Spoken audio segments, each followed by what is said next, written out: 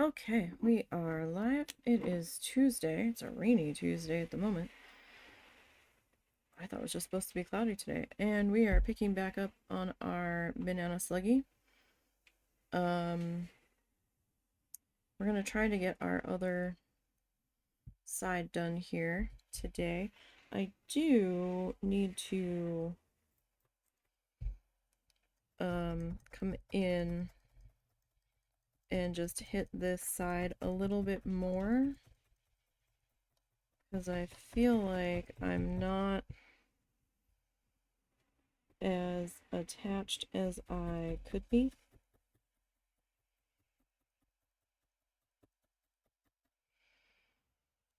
It's a little loose in there.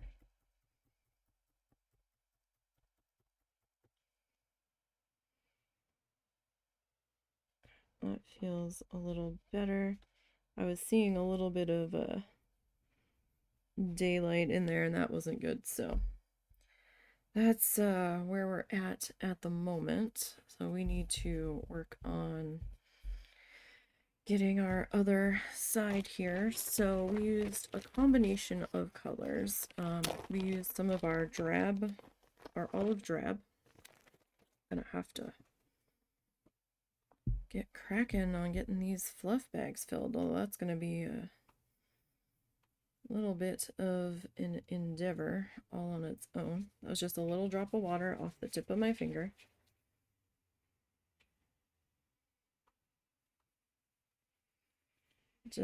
I'm trying to sort of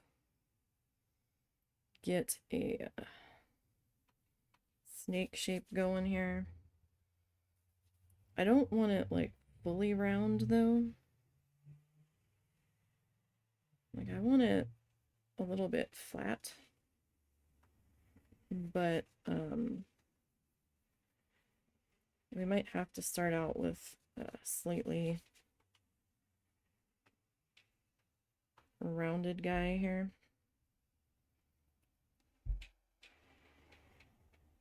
Alright, and I'm gonna roll these guys together. Hopefully they will do their magic here. They won't stick together as well as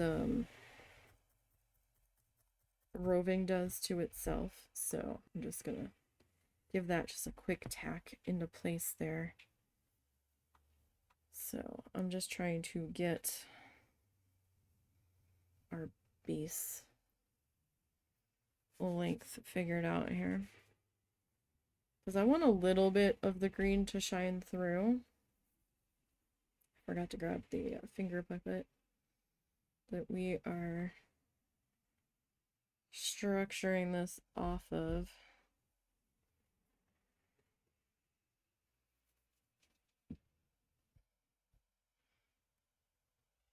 That is probably close. So we are just gonna kind of start to felt our strip here into itself a bit.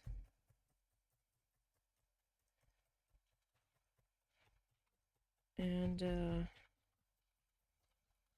we're gonna do this lightly because we're essentially felting, we're like stabbing through itself, but it's also going directly into the mat. If that makes you nervous, you could put a piece of felt down, but you might end up attaching it to the felt, just so you know.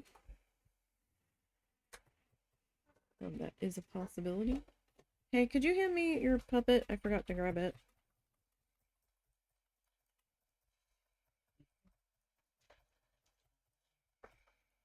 So like right there is gonna need like another patch. Thank you. So that is his finger puppet that we are basing this guy off of. I know he's a little bit longer than like a normal real banana slug, but we always do our creatures a little more over the top and exaggerate them a little bit more around these parts. So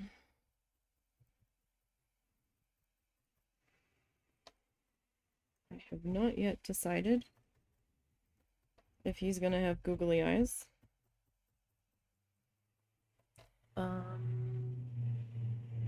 The axolotl got googly eyes.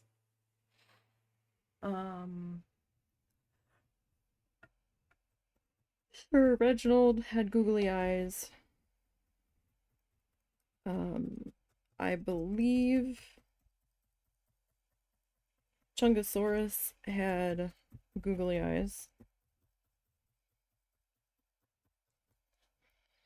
So I think just based off of tradition,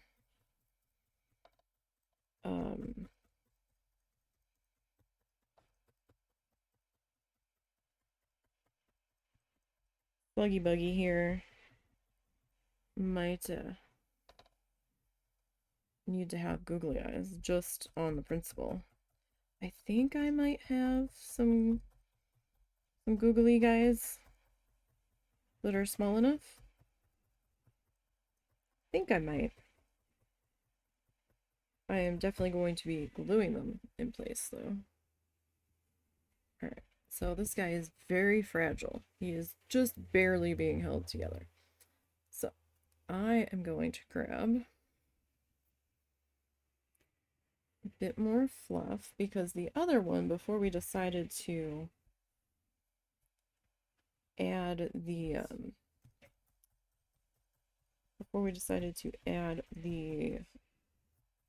light caramel color to it, I was originally planning on making this whatever this is called, I don't know the technical name of it, this color, so it did get a little bit more stiffness built up into it. So I want to try to get some of that done.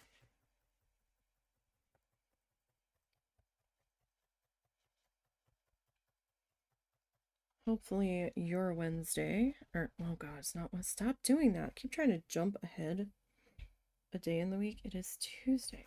Your Tuesday is going well. It doesn't feel like a Tuesday. Yesterday I was trying to say it was Tuesday, it was Monday. They did pick up our trash yesterday. We just didn't hear the trash truck, I guess.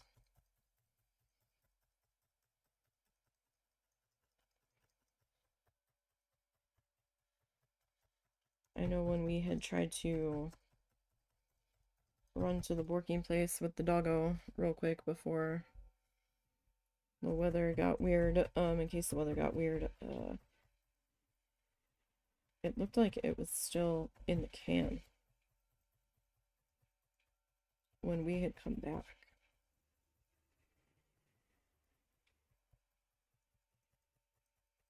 But they got it at some point.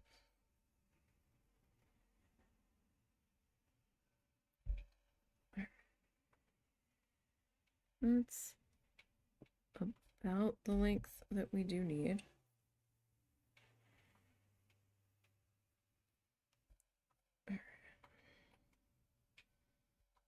So I'm just kind of adding this into here just to try to make it a little less delicate so that it can handle being wrapped with our caramel color, our light caramel color, sort of like a sandy color.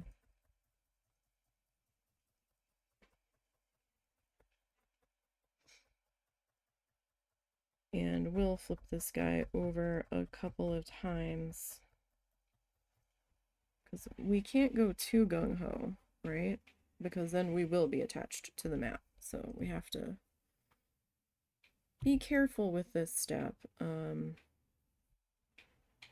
It's gonna take a few minutes. Like, you're gonna have to have some patience with the needle felting. The needle felting usually isn't super fast. We know it's not super fast when we're doing our painting, but then again, I'm also slow with everything I do. So, I mean, that aspect doesn't help matters. But I'm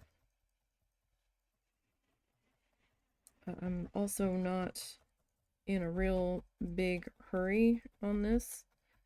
I've still got plenty of time to get this guy done. I don't think the log will be that bad. Famous last words, right? Because it should be fairly simple. I'm gonna use my incense jar as my size template. I think that'll be a decent size for this thing to rest on, like diameter wise, to make my circle template. And I'm not gonna make it solid. I'm just gonna kind of do the shell and stuff it. I might have to sew it closed just to keep the shape.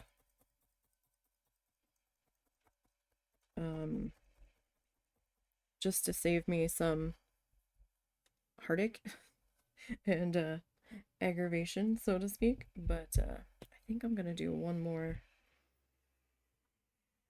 layer here.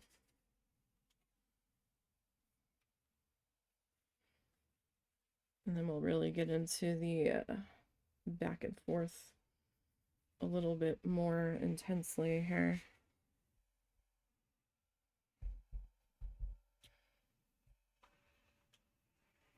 I think then we'll be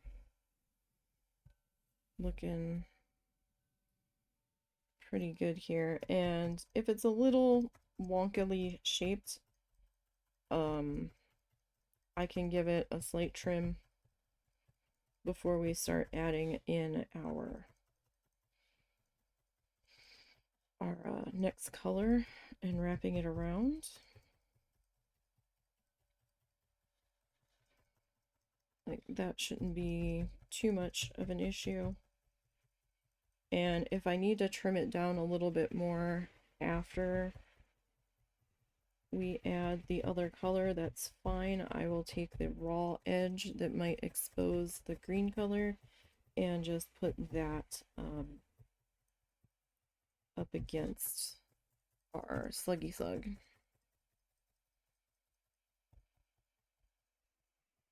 Now, because I am essentially felting this directly on the mat, this is something that I definitely want to be gentle with.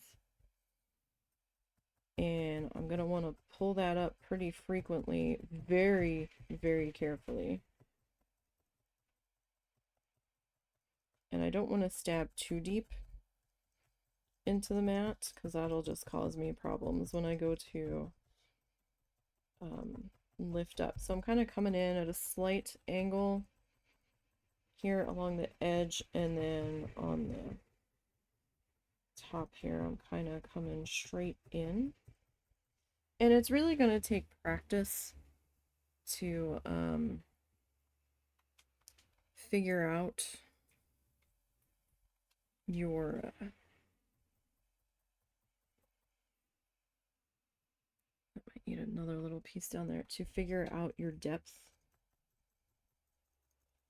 and how much force you want to put into this. Like how much power you want to put behind your stabs here. Like, really light could be like this to some people. Like, I'm definitely stabbing into it, and I know I'm hitting the surface of the mat. I can feel it.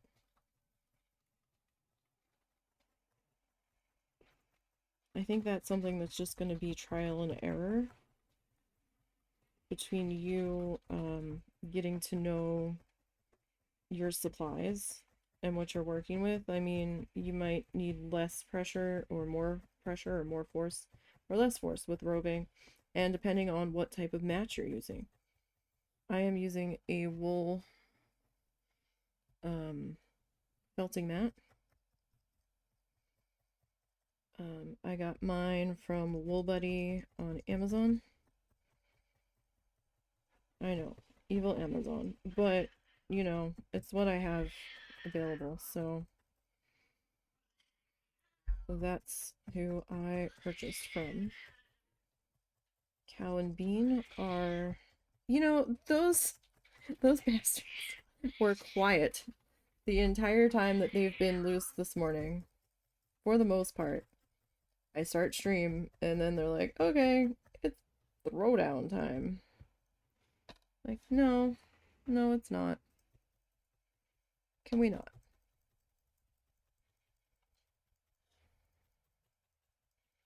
So I'm kind of coming in the side a little bit, just to kind of make sure that, oh, not like that, just to kind of make sure we're all kind of getting in there together.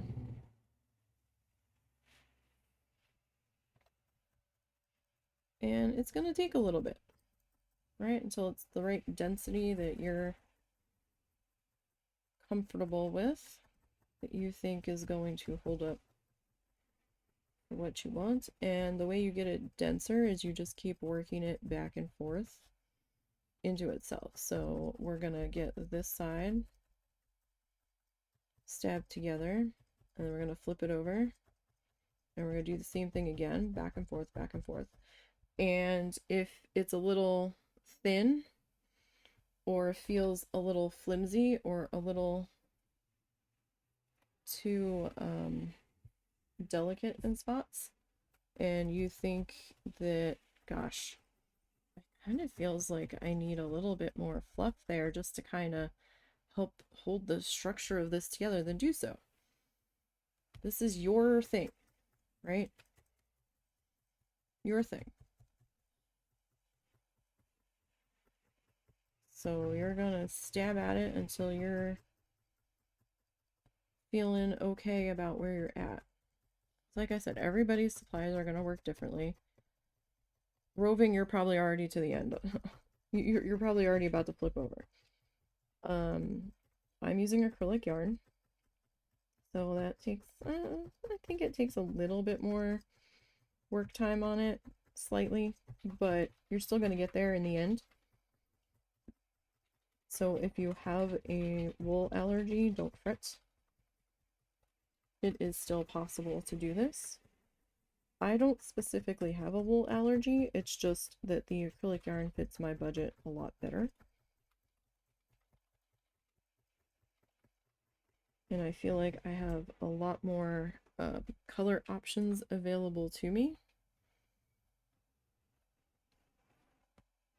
without having to dye the stuff myself, because I don't really have the time or the energy or the drying space to devote to dyeing the roving.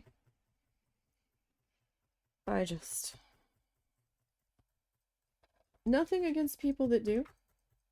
All the more power to you if you have that kind of dedication and devotion and passion that you want to get some custom colors done. And I'm sure if you're just not finding that color that's going to do it for you, that is an option. I just don't have the space. I've got cats everywhere. I don't have many rooms in this house that I can close off to keep them from getting into anything while stuff is drying. Like, it's just doing the prep on the acrylic yarn is just that's enough for me. I can do that to get to the colors that I'm looking for, and there are some very lovely and wide variety of different yarn shades out there, and I can get quite a good bargain when there's yarn sales. There was a couple times when Joanne was doing the $1.99 big twist sales. Like, I think I got one sale like in January, the beginning of the year, like a New Year's sale, and another time I got a really good sale around Black Friday. And I mean, I've still got those balls of yarn. I mean, I'm slow with my production here, but I've got quite a lot of miles out of that.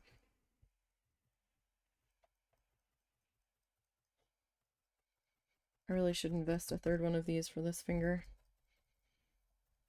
But my kit only came with 2 and I just never got around to getting more. Should probably replace these 2 at some point.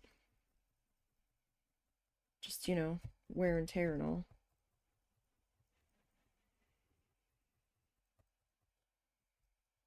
And like sweat buildup in them. I should probably switch them out every so often. They do make my fingies sweat a little bit.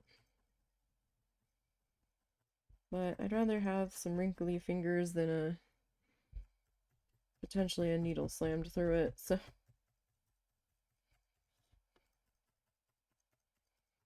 that's okay. We're all good.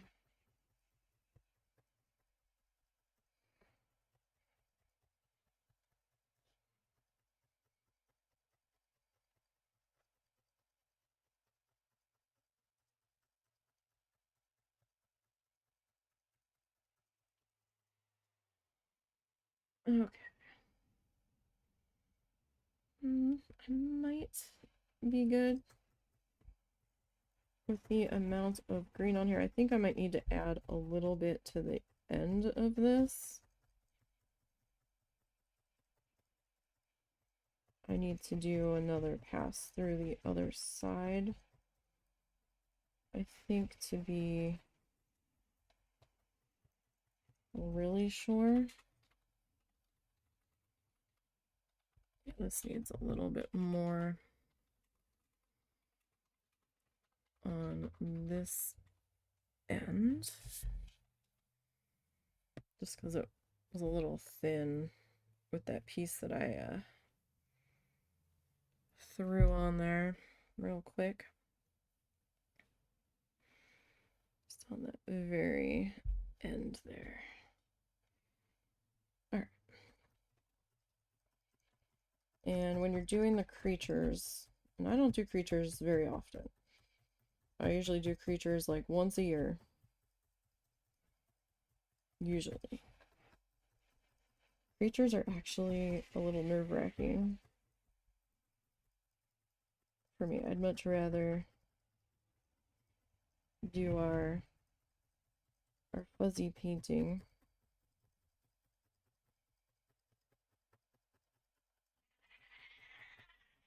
I think that would just be better.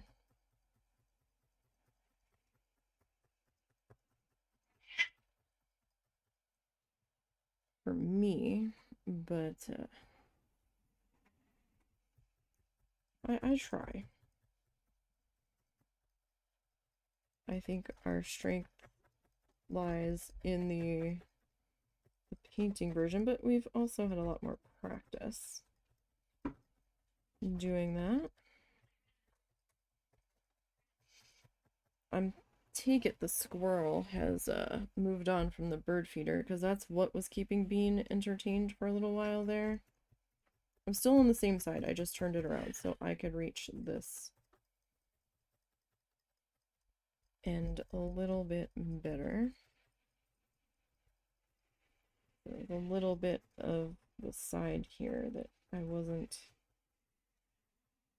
able to give the attention that I want to do to the angle I was at.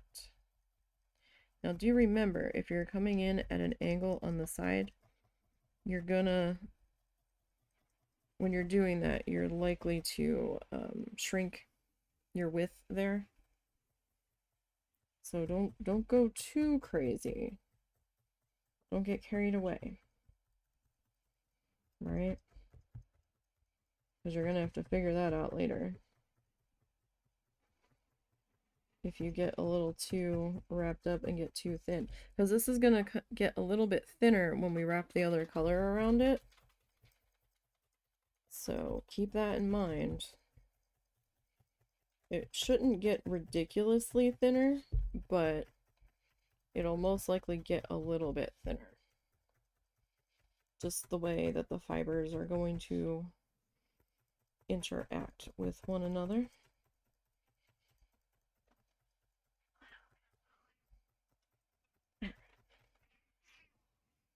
Gentle, gentle. Now, if it's getting a little stuck in there, just kind of want to slowly convince it to let go. You don't want to go too crazy into it. Cats are getting carried away there.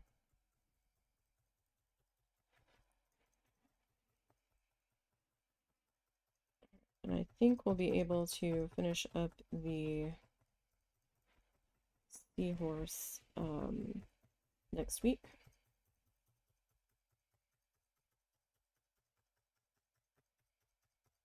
At least that is my goal.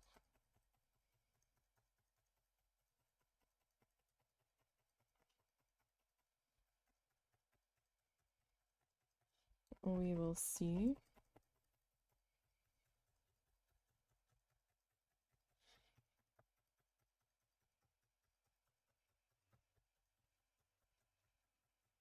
How that goes. See, like, just as we are flipping it back and forth, we're getting all of those fluffy bits compacted into each other.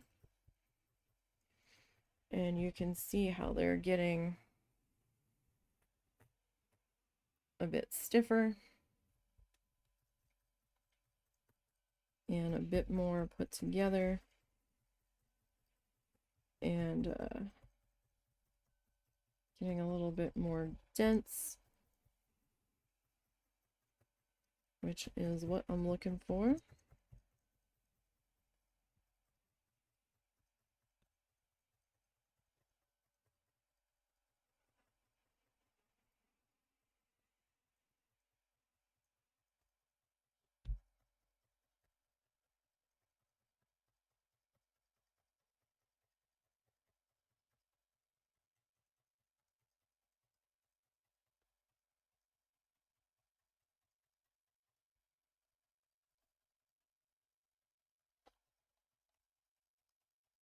Okay. Now, I didn't get any embroidery done last night, but I did get a few video clips edited last night. The ones in this section of 20, because I'm doing them in batches of 20, so that way I don't have to worry about the hours upon hours upon hours of footage in one file.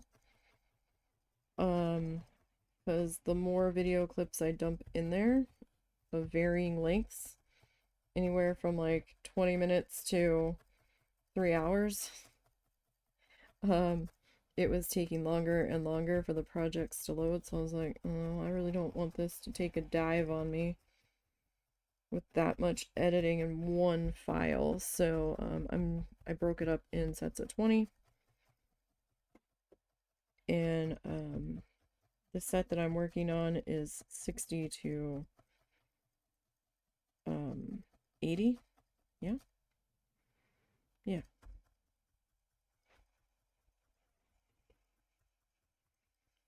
And I've gotten lucky in this set, and it's starting to go a little bit quicker because I've gotten, or I have several clips in this set that are like 45 minutes, under an hour, just about an hour. I have at least one that's over 2 hours in this set. Maybe a couple, but not as many as the last set. So it's been moving along.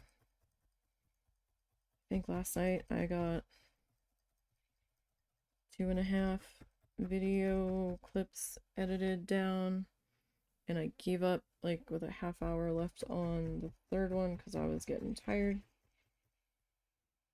All right. I think that's probably solid enough to start adding the cream color, or light caramel color in there.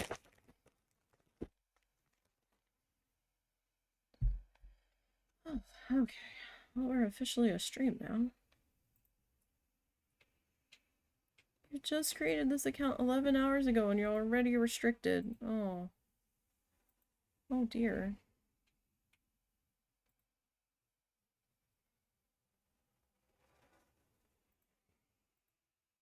I don't remember the exact wording on that post. Let me see here.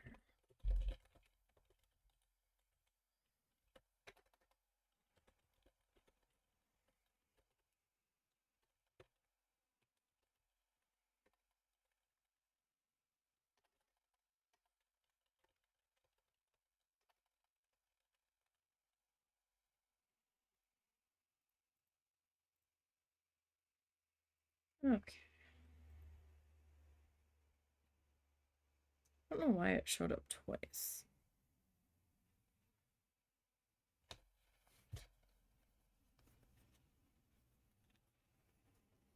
I'm so tired of seeing posts for the same website.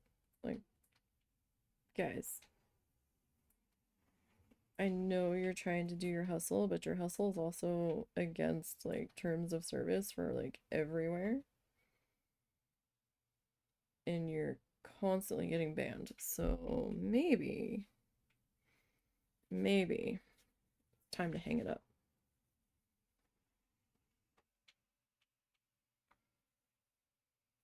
All right. So I kind of want this not like super tight of a roll here, but I'm just trying to stretch it out just a little bit. Okay. So I am going to, how did I get the, all right. The starting edge is always the toughest. The starting and the finishing. All right, because you're trying to get around that edge.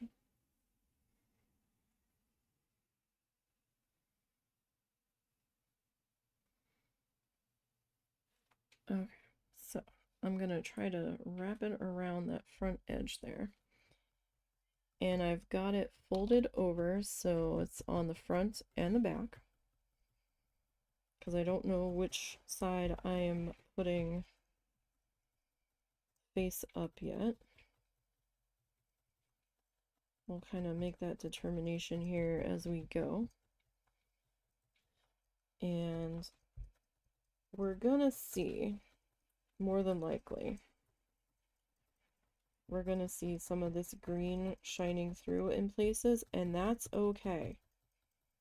I actually want that to be a thing. I've got a little bit of an extra flap there. I want some of that green to be poking through.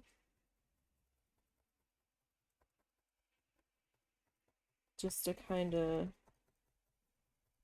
give this a little bit more of a muddy, earthy tone to it.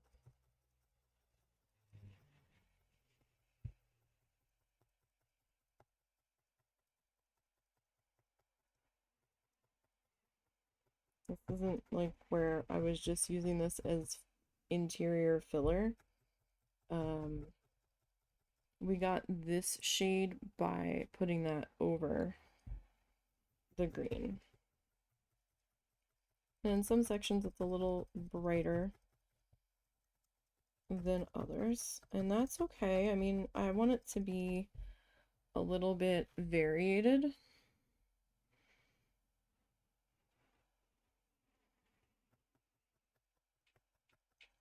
So now when I come back through this side, it's gonna shrink down a little bit more on itself because we're pulling those fibers a bit tighter against itself.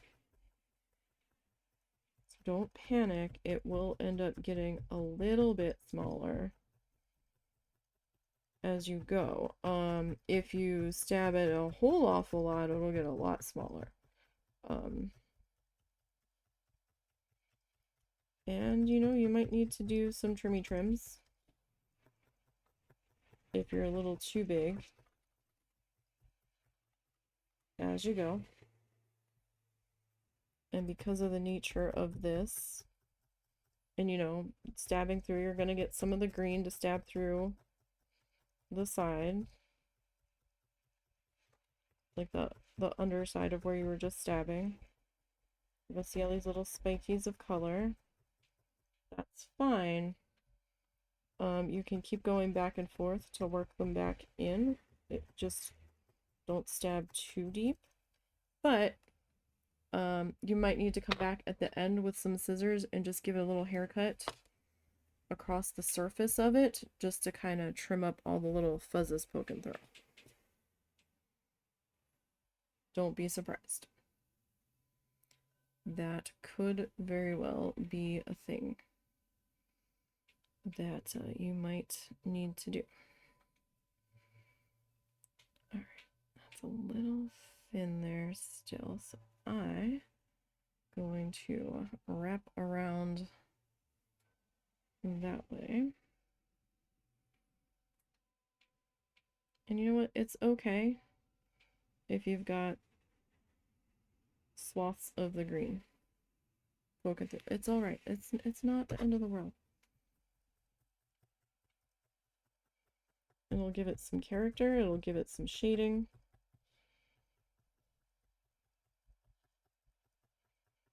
And then we're gonna come back in and add our little stripies, our little line guys. Just like we did the other one. And there's no guarantee that I'm going to be able to get this guy to look exactly like that one. It might not look exactly like that one. We'll try to get it as close as we can.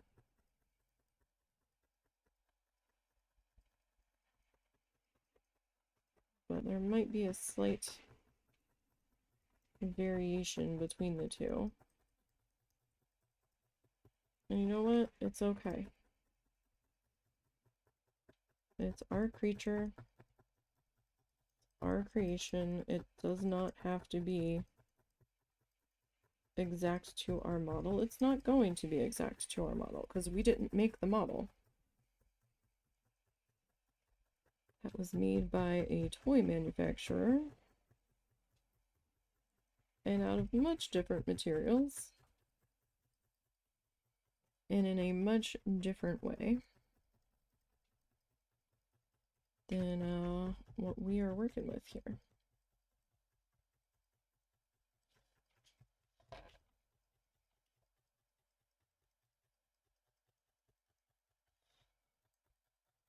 So again, don't forget, you're going to want to gently pull up.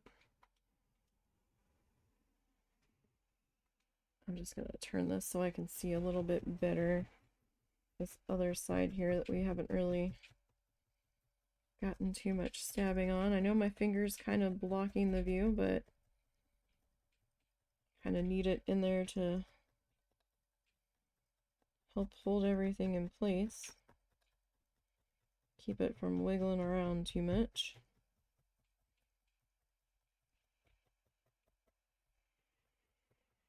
There we go. How's that? Is that better? To be able to see that. So yeah, no, I'm hopeful that this stretch of video won't take as long because we've still got a long way to go.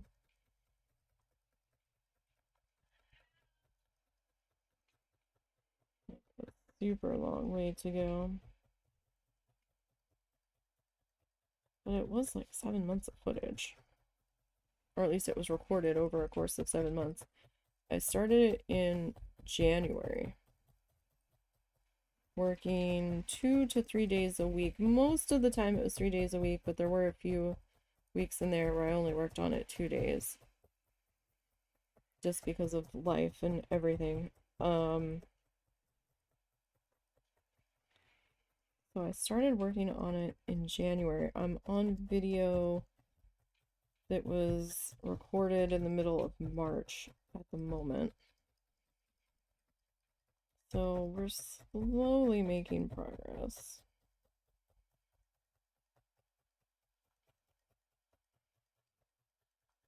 Ever so slowly. Right. And it's gonna be a little messy, a little fuzzy, you know, especially depending on the material that you're using,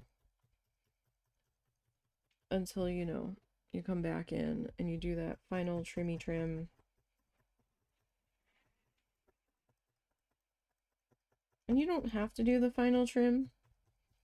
You don't have to give it a cleanup haircut if you don't want to. That is completely optional.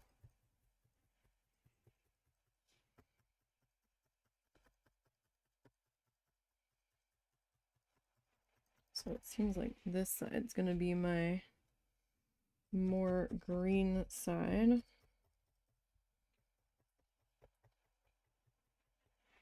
Which is okay. This side was a little bit more green. So I'm not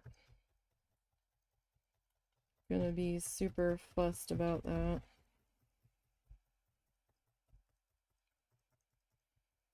Like, that's just the way it goes.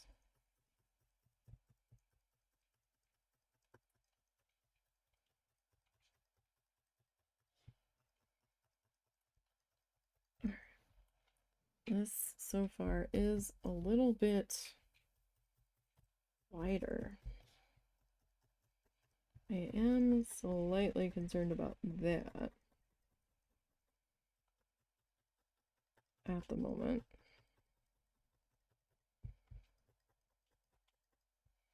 To be perfectly honest. Although, it might be alright, because I still have to get the string, or the stripies in there.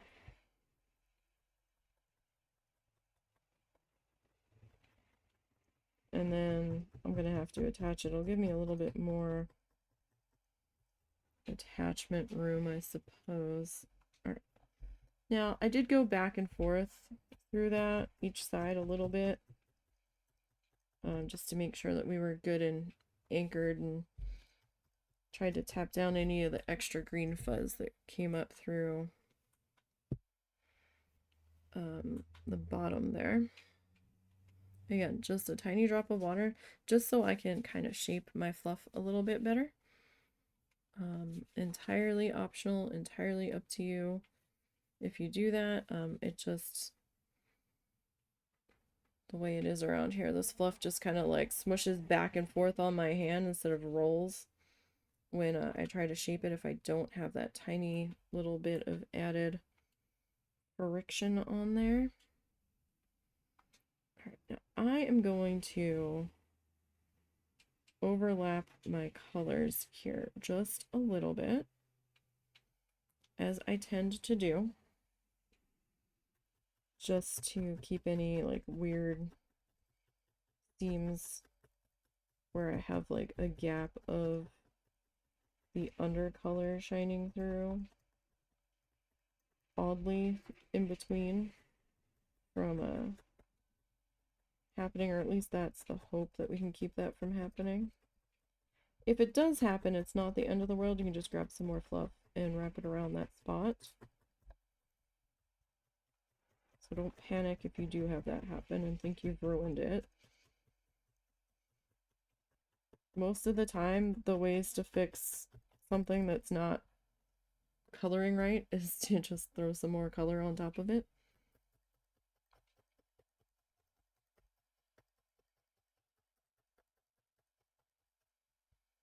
Usually. Like, oh, my under felt that I'm using as my canvas to do my painting on is showing through there. I had a thin spot where this fluff went in. Oh no, this color's bleeding through where I don't want it to. Throw some more of that top color on top of it.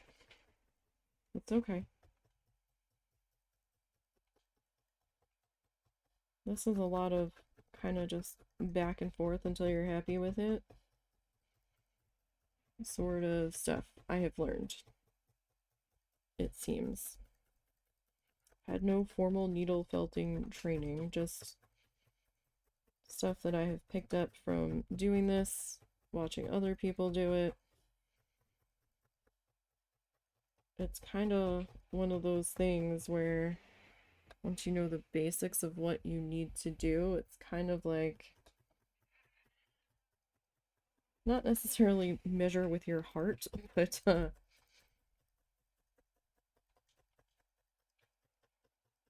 kind of fuss till you're happy. Now you can over fuss. Don't get me wrong. You can. It is possible. But especially if you're 2D painting, if you're doing a landscape scene or whatever, you're doing a flat thing and not a figurine, you can get a little carried away. You get carried away with anything really, but Bean found something to play with and make a bunch of noise.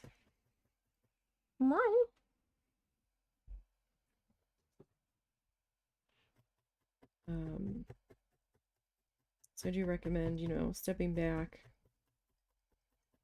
if you're nervous,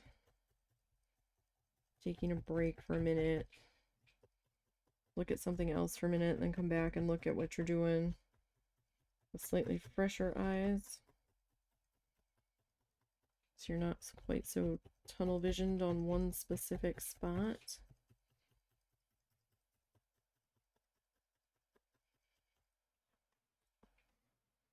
Oh, oh, oh, you're getting too short. Okay. See, that was one thing I didn't account for. As you stab, you're pulling all the fibers together. It will shrink a little bit. I was more worried about it shrinking that way. But you can shrink in length as well. That is a possibility. So, I caught it. So what we're gonna do is come back into here.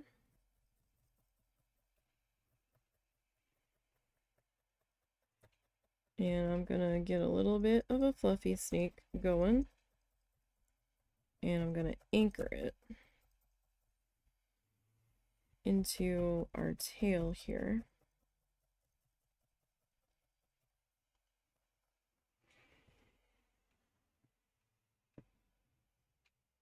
And I might have to do this a couple of times as we go.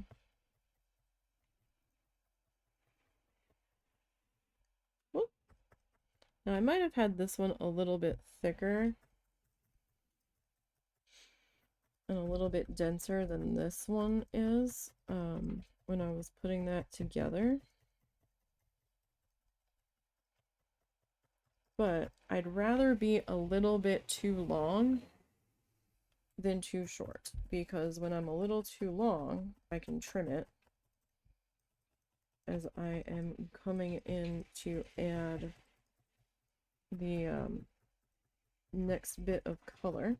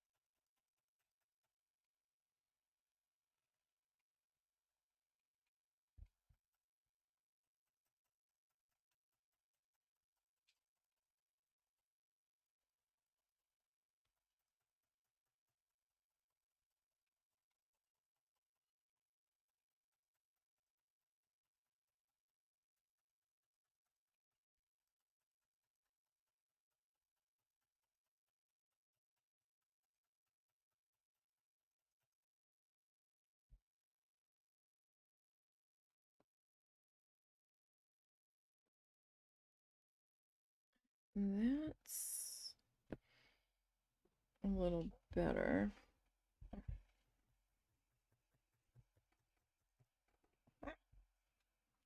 That's pretty stiff in there.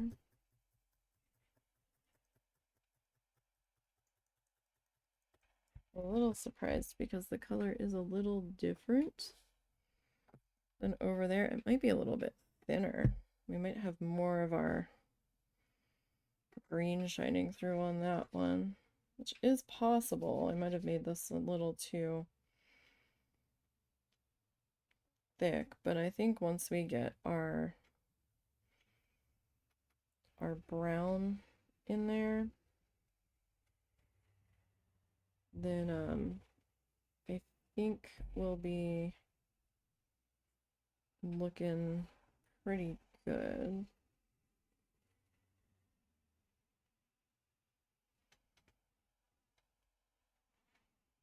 Sounds like it is full on raining. It looks like it's going to be kind of showery off and on today. Like, I thought it was pretty dark when I woke up. And then I was kind of playing snooze alarm tag. And the one dog that was in bed with me just kept snuggling deeper, and I'm like, alright. And I was like, I actually looked at the time on the snooze, and I was like, oh, we really should get up. The other dog had long since gotten up and had abandoned me.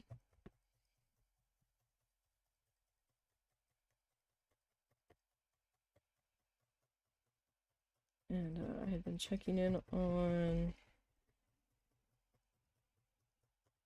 what the hurricane had been up to overnight.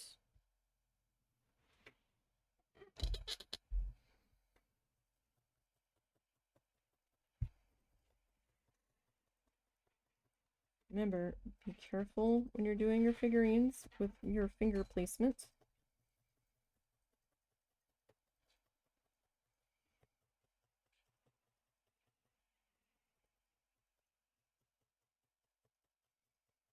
And I do recommend these guys, the finger protectors. It is still possible to stab through them. Don't get me wrong, it's not like a metal encasing for your finger. It will still be possible to go through it and to prick your finger, but it'll reduce any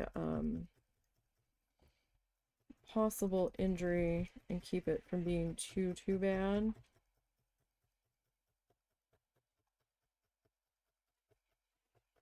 So I do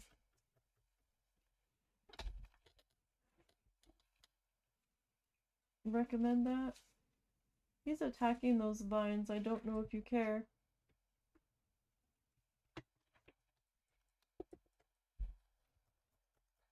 They're fake vines anyway, so. I think he had bought them for the hermit crab tank and didn't end up using them.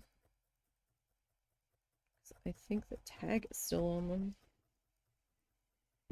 Excuse me.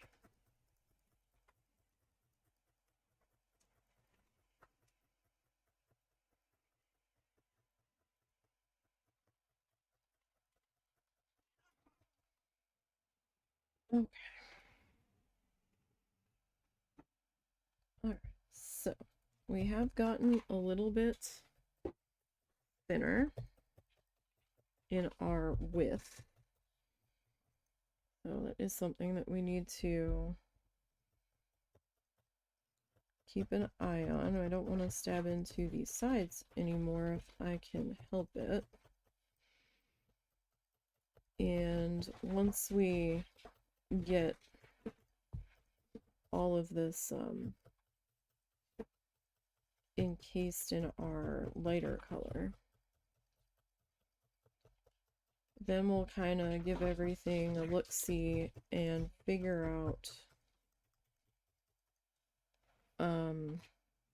what side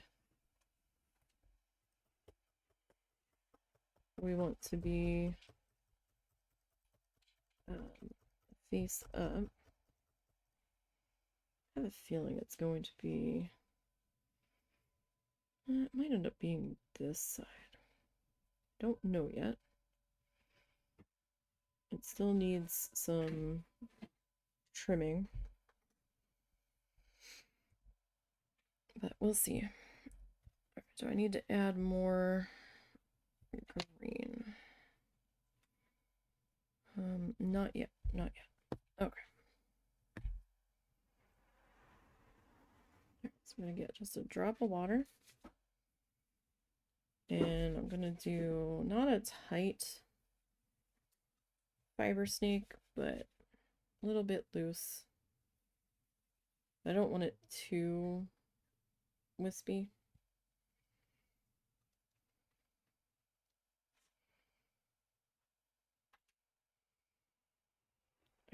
I'm gonna kind of layer that a little bit in the starting section. I'm not gonna like pull it real super tight. Like I don't want it like as tight as it can be wrapped around there.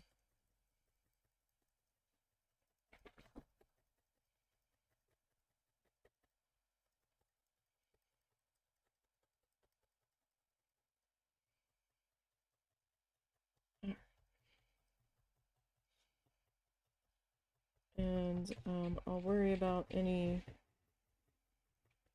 possible trimming and hair cutting once I get this shade attached into here. 1 second, you guys.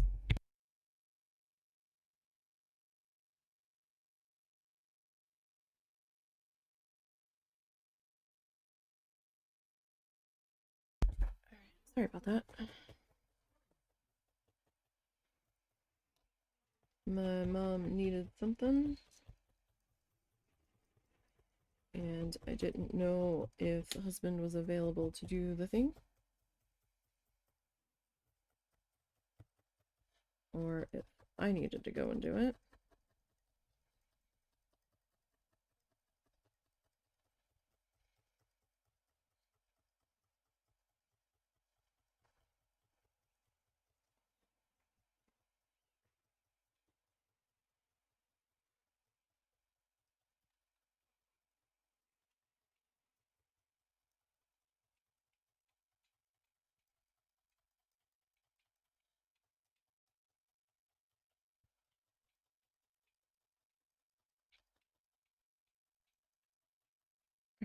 Gently, gently, gently.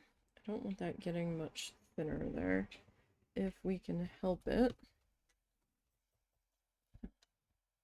Yeah, I guess we'll go this way. And you guys can probably see a little bit better. Like I had to stab it into the side a little bit just to kind of tack those edges in so they weren't too loosey-goosey wild. But I don't want to get super focused on doing that. And end up making it way too thin. So I still need a little bit of width there so that I can attach without it being ridiculously tiny.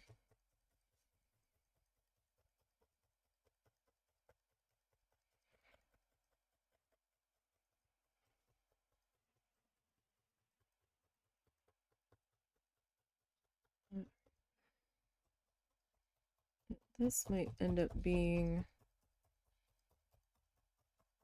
the underside. I haven't quite made up my mind yet.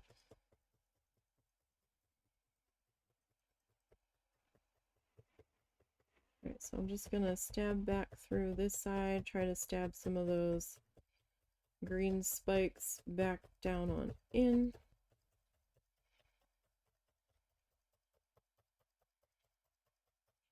It doesn't have to be completely perfectly stabbed back through. Just, you know, the best that I can figure out here.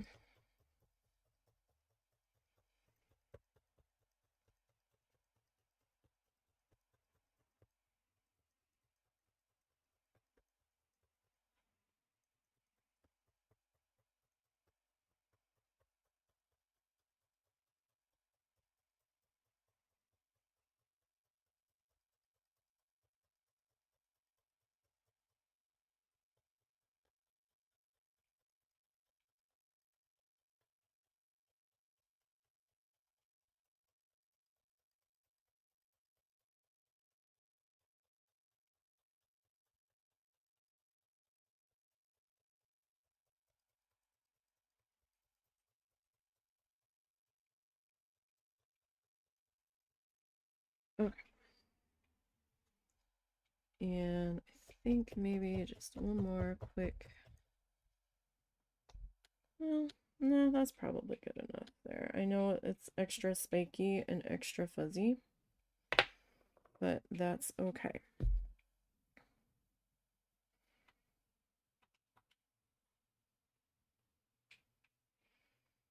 We will clean that up before we add our striping.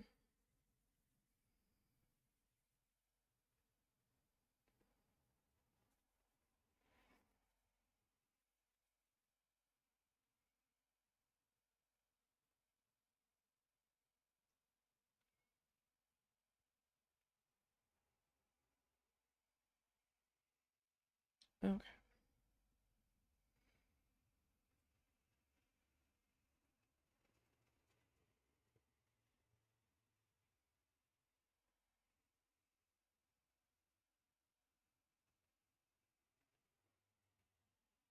I'm just gonna wrap it around. All right, you guys, you kind of need to move over there. You're kind of in my way now.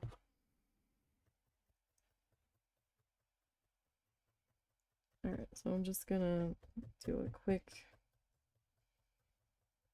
tack around the top a couple places before I start getting with a little bit more of a finish pass on it.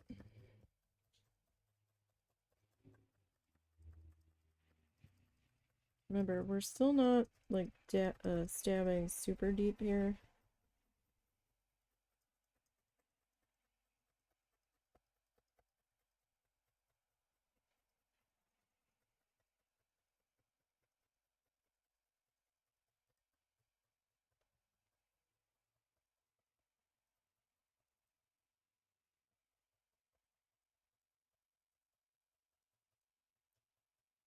So I want to have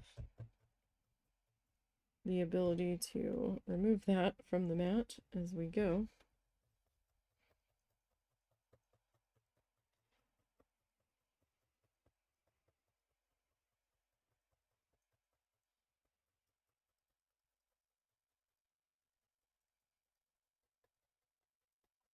All right.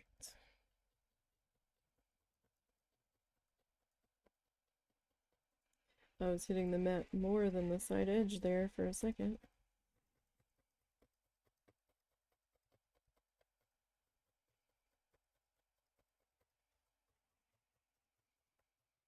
In my attempts to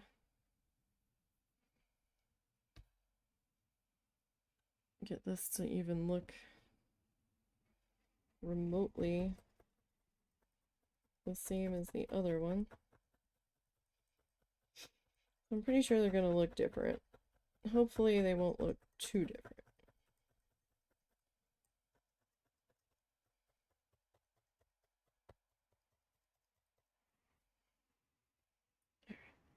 am getting a little bit thinner than I want to be, though.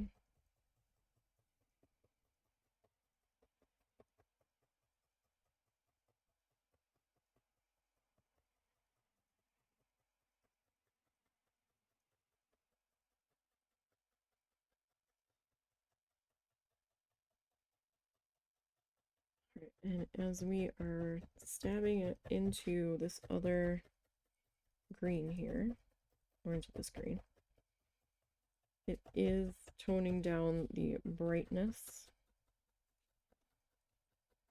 a bit here as we go, which is what I wanted. I did not want that super, super bright.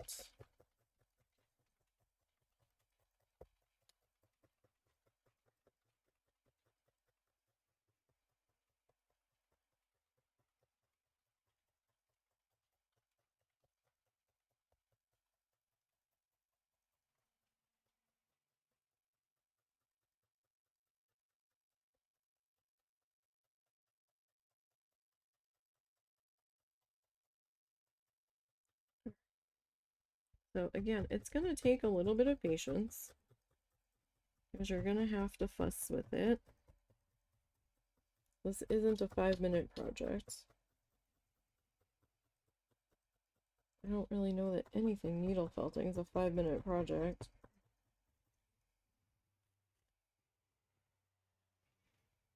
Maybe if you're joining 2 squares of felt together along a seam to try to get a bigger piece of felt, maybe.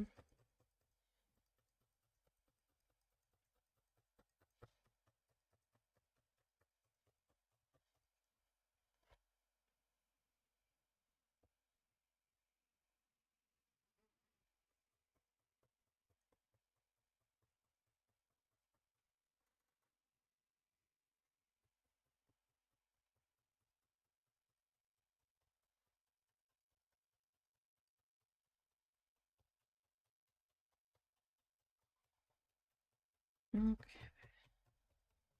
So this section here just felt a little extra fuzzy.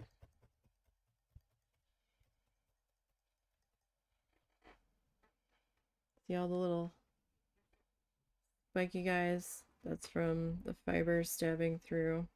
Don't worry about it. Don't sweat it. It's fine. It's doing what it should do. And we can trim it to clean it up. I don't know that I need any more of that right now.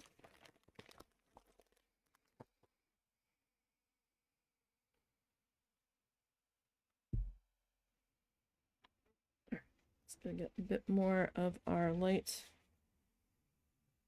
caramel here.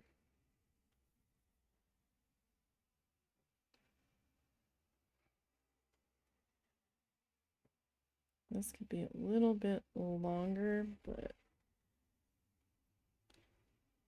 it's all right. I'm not gonna sweat that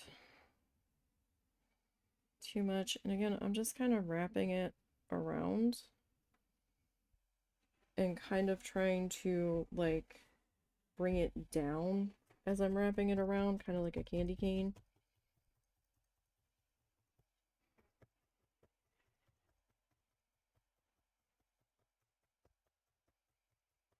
Just so I'm not wrapping around itself in one spot. So you want to wrap and like twist down your little flappy hair.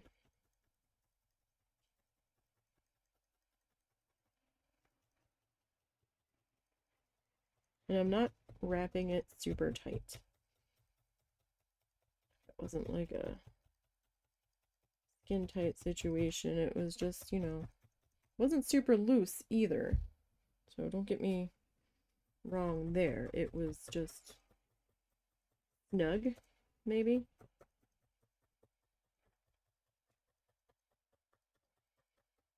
comfortably tucked around.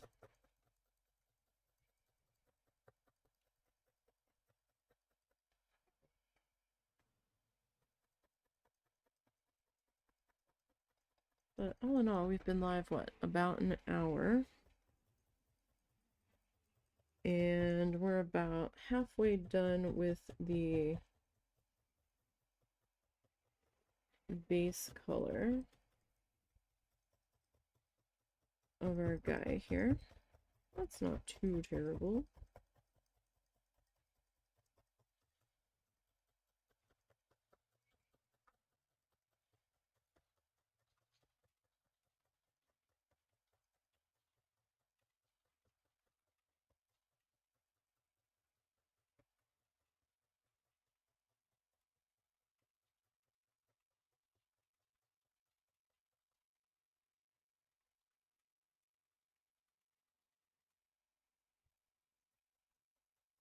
Alright.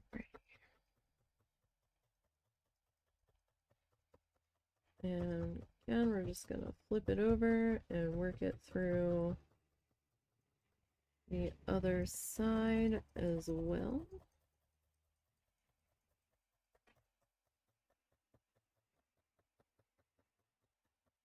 Just to try to make sure that we are good and attached, and that we've got our colors blended in there.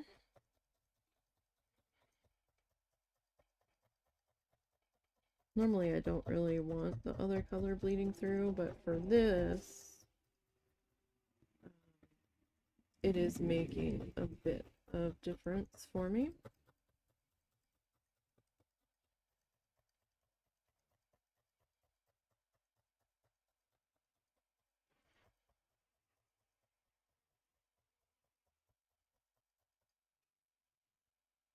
Oh, got a little carried away there. Just a little bit.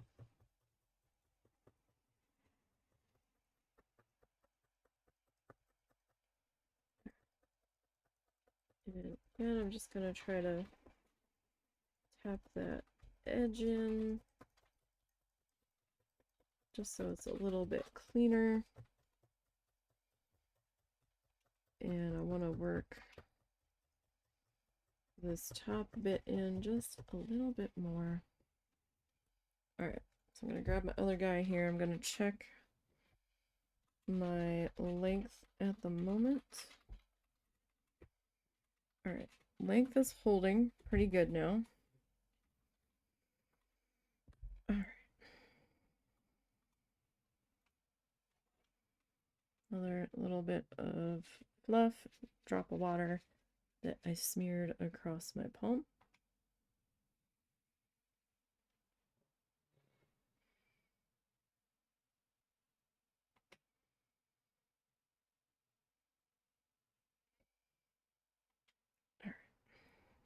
And tend to overlap a little bit where the next round of color comes in,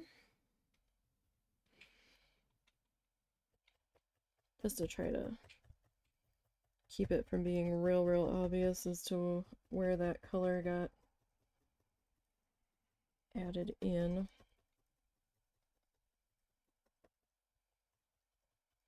Sometimes it's obvious. Sometimes we do a better job of working that in. Now I might need to extend this a little bit further as we get further down, because this section isn't quite as dense. Sorry, I'm just pulling off some loose fuzz there to keep that from getting intermingled there. I didn't clean the mat before we got started today.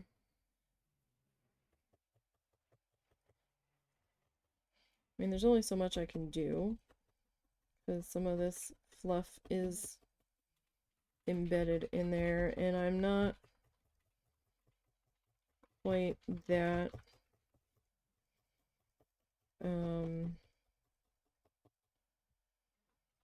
obsessed with removing every single strand. I'm more or less just trying to keep the worst of it down, just so it doesn't become too much of an issue and warp our mat. I think we've done fairly well. I think, when did we start using this mat? Was it last January? We used this mat for the new year. So this mat is holding up pretty well this time. I was unsure of how to get the extra fuzz off of the other mat. So this one didn't warp or hasn't warped as much so far. Plus I've been a little bit more careful about moving around where I've been stabbing through.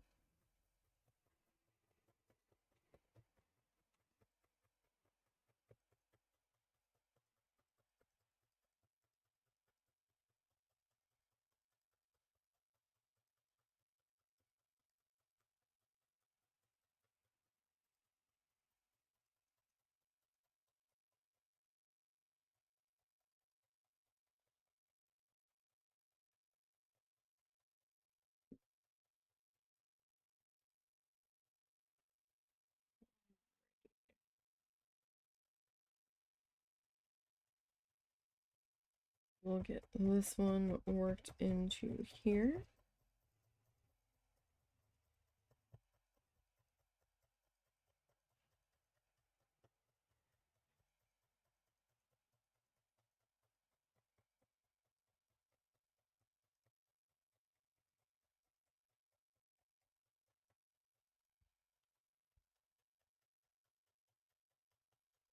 As best as we can.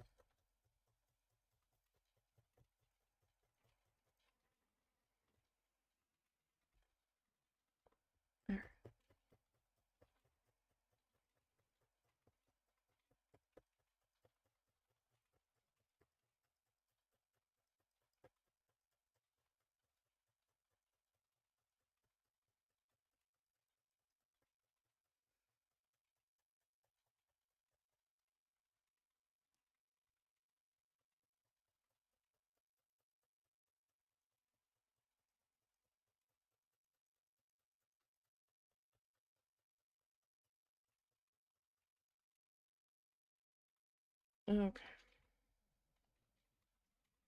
Alright, we're still looking pretty good on the length there. I don't know if down here is going to shrink anymore. But we're doing okay-ish with that. I'll know more when we get further down. Hello, Lord. How are you?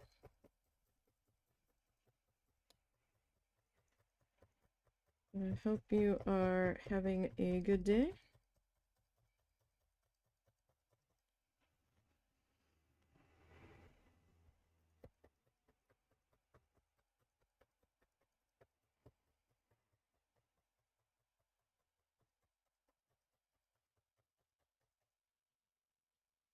Alright, so that's probably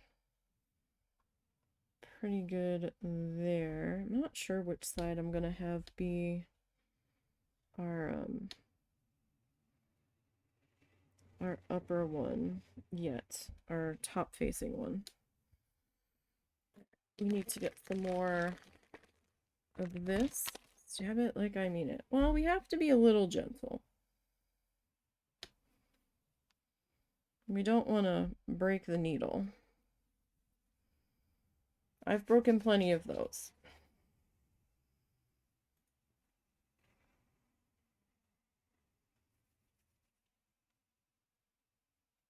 Broken needles aren't fun. But we'll definitely stab with purpose. Gently. Alright, So we are gonna wrap, so I've got like that tucked into there. So I'm gonna overlap these colors a little bit. And I'm gonna like diagonally kind of drift it down. Like we just don't want it completely balled up around one central spot, essentially. So we don't want it to be too thick in that one area, because that's not gonna do us any good whatsoever. Well, I hope you are having a good one, Lord. In your neck of the woods. Or your corner of the planet, if you will. Man, I still need to get into Minecraft. I've been really wanting to play. Just haven't had the time. Like, I am trying to get through this edit because I don't want it dragging into February. I would like to get it done. The sooner the better. But I am very slow when it comes to video editing.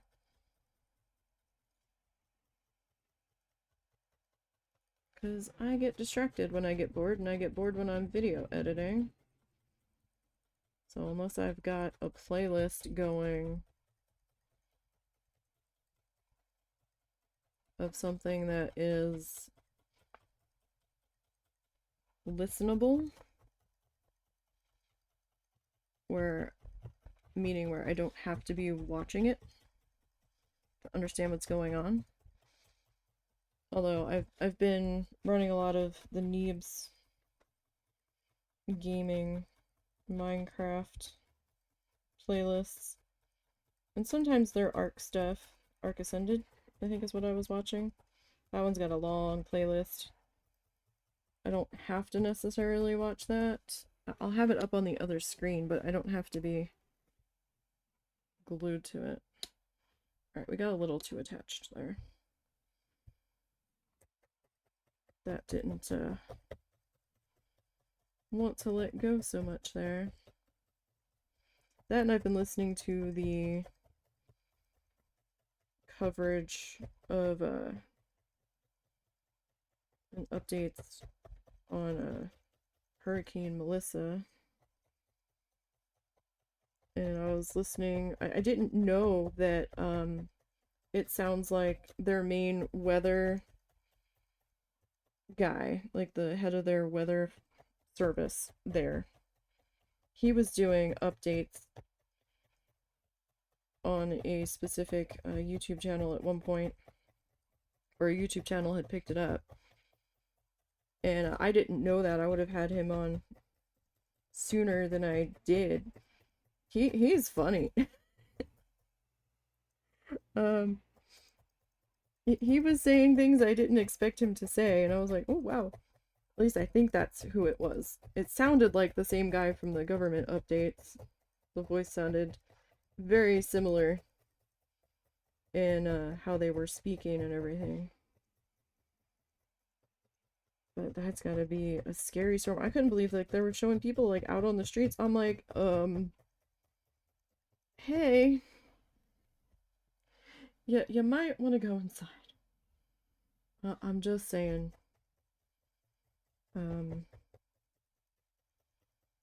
All these people driving around, and a couple of them look like they were setting up their businesses for the day. I'm like, I take it you're on a part of the island that's not getting the eye, but it's still not a grand idea to be out there with stuff flying around.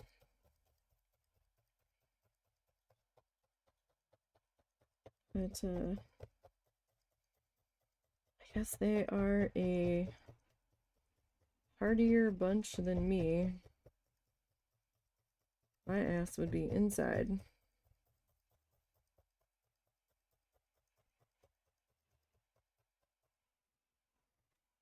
Because that storm is scary.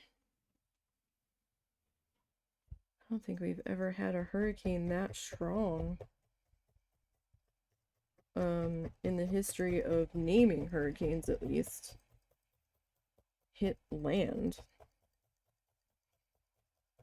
I don't know if they had like wind data on that. What were they calling it? It was just I think they just called it the hurricane in 19, was it 35?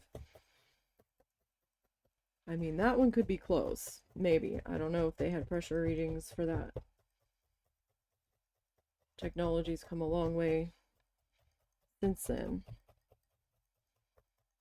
And being able to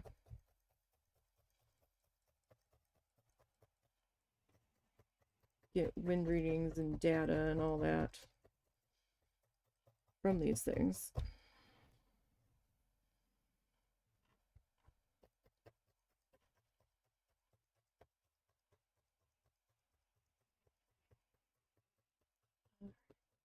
Now, I think we're looking fairly good there. Yeah, I wasn't sure which section. It's probably okay. I'm going to step away for just a moment. I need to take care of something real quick. I will be right back. Give me like 5-6 minutes. I'll be right back.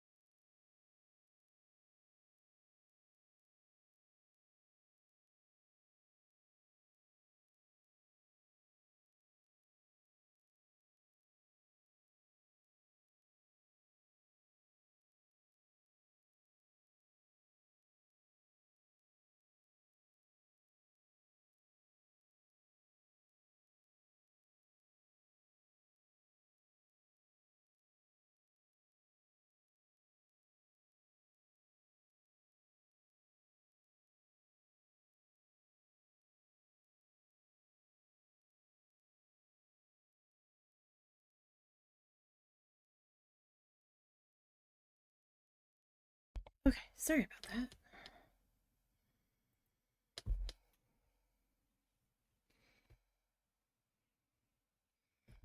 Okay.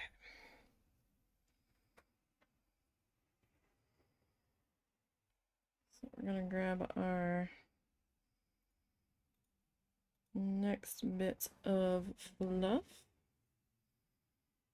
Okay, I'm not trying to make this super tight of a fluff snake. I just want it a little more put together than it was.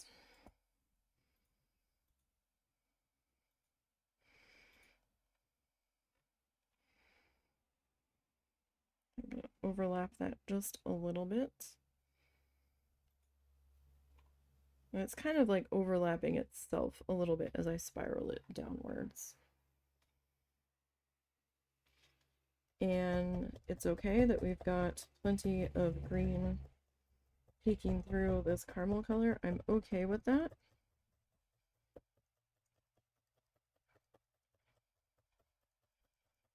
I kind of didn't want this light caramel to be the main shade here. That's not what I was going for, so. And I don't think it'll be all that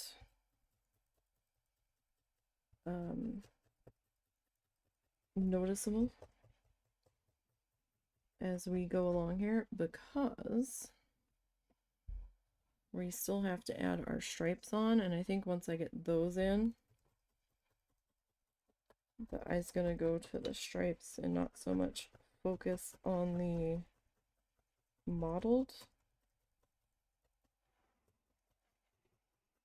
variated color of our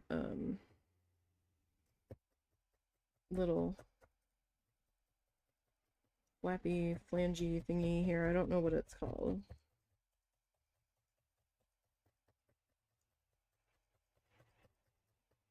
That little side ruffle there.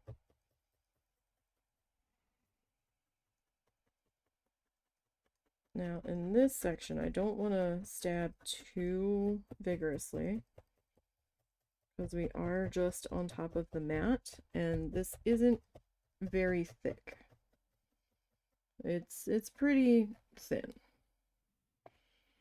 I haven't flipped it over yet. I'm just turning it to get the side that I didn't get too much attention into just yet. But like, I don't want to like super stab it and get all the aggression out and all the frustrations, because then we'll be attached to our mat.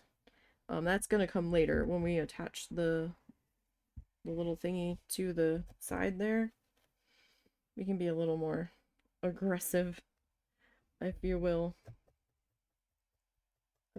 at that stage.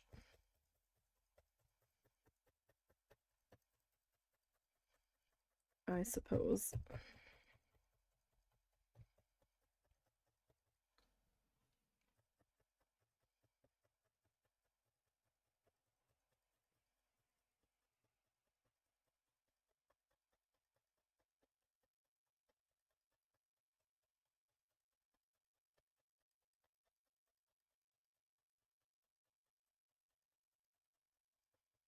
Alright. So next week we'll finish up the seahorse.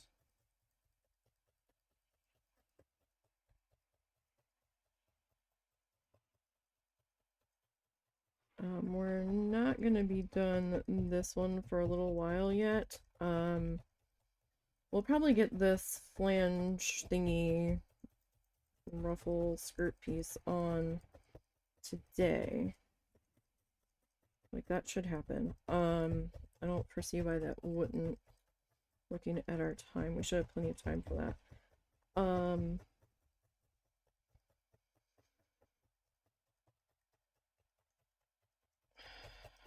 We still have to do the head. I don't know if we'll have time to start the head today, though. We'll see what time it is. We might have time to start the base beginnings, the most basic parts of getting the head situated. But then we still have to build our display log that we're going to attach this guy to.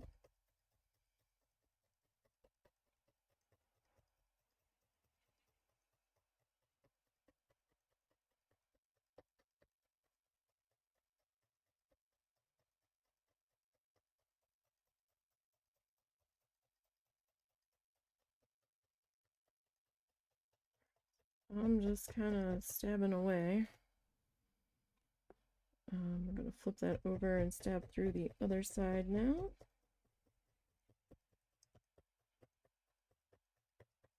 And if I need to trim this bottom section up, if it seems a little too long, we can do that. Hoping we won't have to. And we probably won't necessarily have to.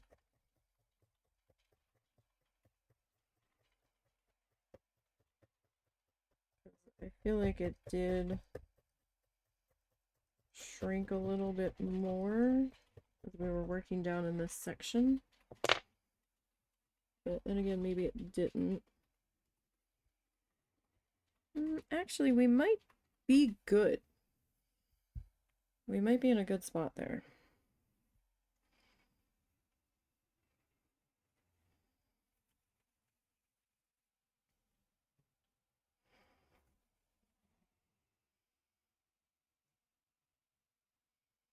Alright, so just kind of pulling that out just a little bit. And I'm just trying to twist it a little bit.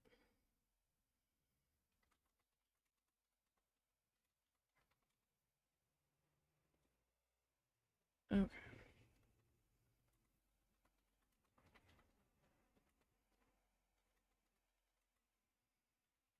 Okay, that should be pretty good bit there that we will work with. I'm gonna get that attached up into there.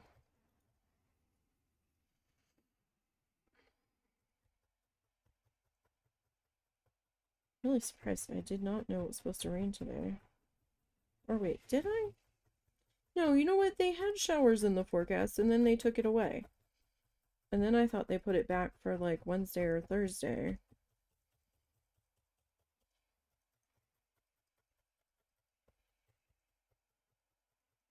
And I didn't see that they had added them back in for today. Excuse me.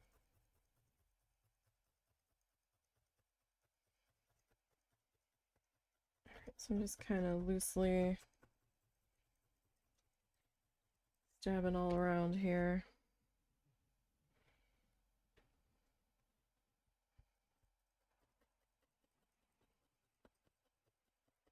Stab it in this side. Now this section might need a little bit more stabbing because this one's not as thick with the green on the very end as the rest of it is. So we just kind of did that little quick emergency extension, if you will, when I realized the rest of it had pulled itself a little bit shorter than I anticipated.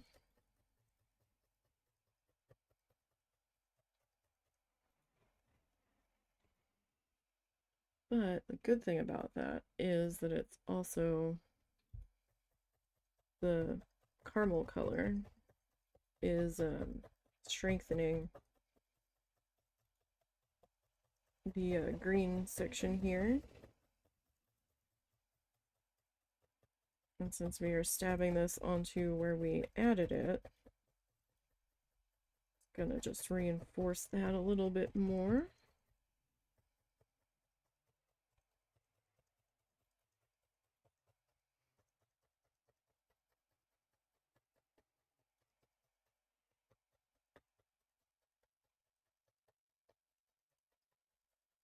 Just trying to get the edges there a little bit. Like, I don't want to overdo our edges. No overdo the edges.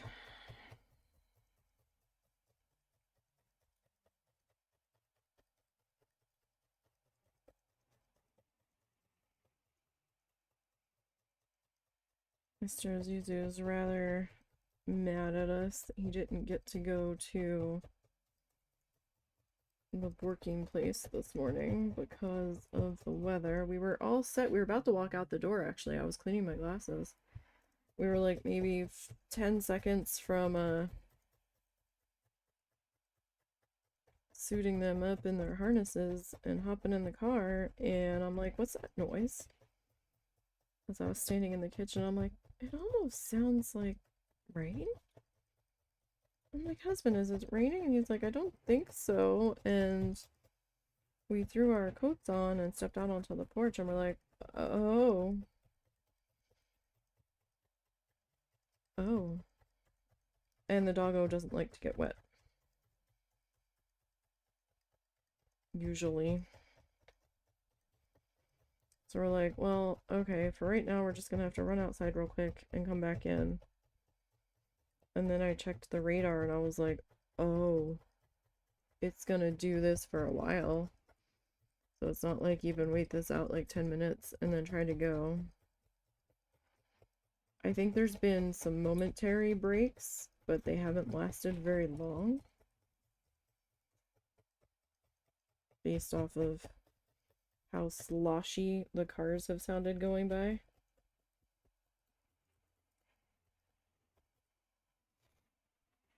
This road doesn't usually flood itself unless we've got a lot of rain, and it's not like it's downpouring. It's just kind of a steady pain in the butt rain.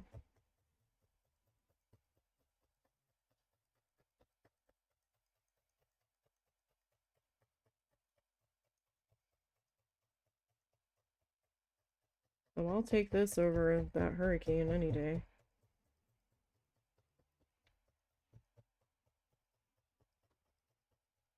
And that's for sure.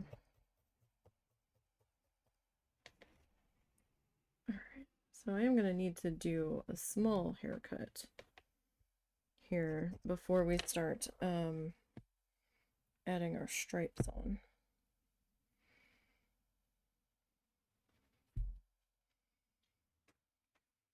Yep, there we go. There we are. It was doing what I wanted it to do on my palms, and then it wasn't. I was like, great. I was like, that's more what I'm used to. That's why I add the bit of water on there. Okay. So we have just a little bit more to go here with this color. I think I just need to add a little bit more on the tail end of this.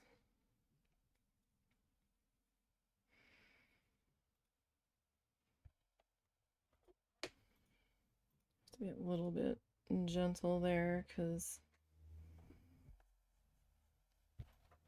it's not fully tacked on there.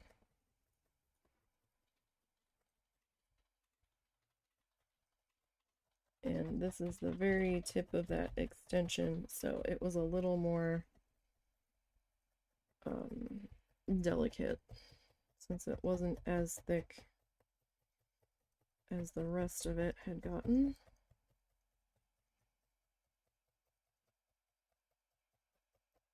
I'm just going to kind of seal the edges in, kind of like a ravioli, except instead of a fork, we're using our stabby bit here, our stabby needle.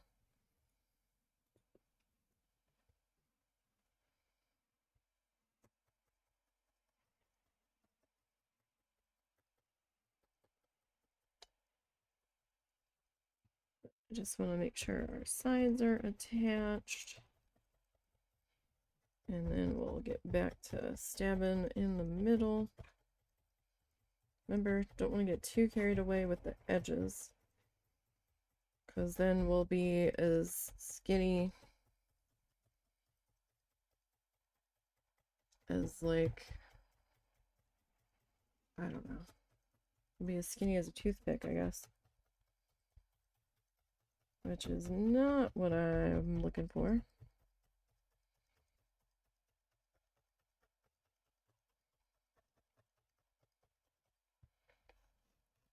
Okay.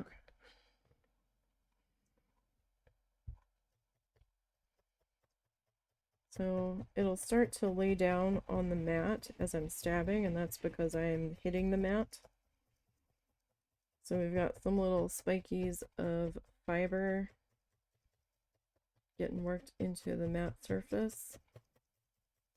So that is kind of holding us in place here.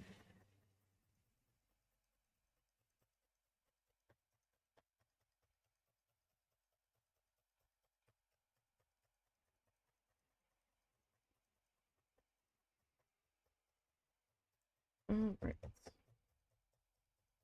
It's kind of one of those things where you have to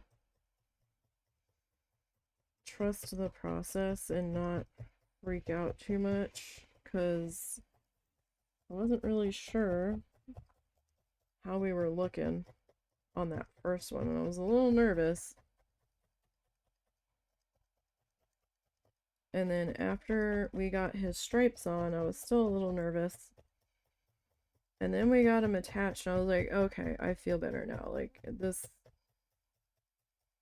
looks like we are moving in the right direction. At least as far as it looking similar to the puppet that we are using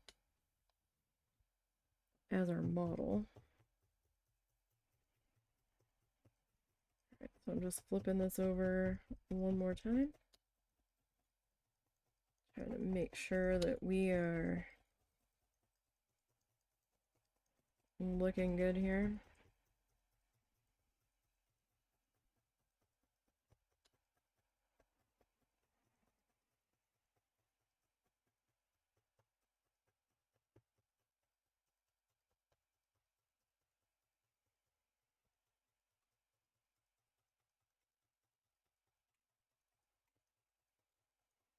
Alright.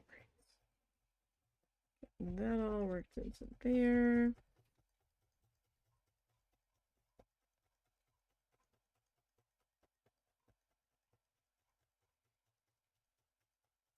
And I feel like we need maybe one more work through here, just to be feeling a little bit better about that. Alright, so what side do we want to be our...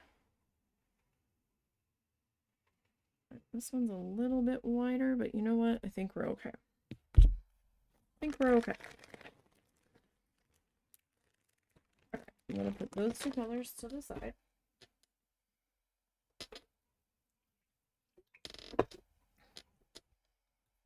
Okay, I'm gonna set everybody to the side here.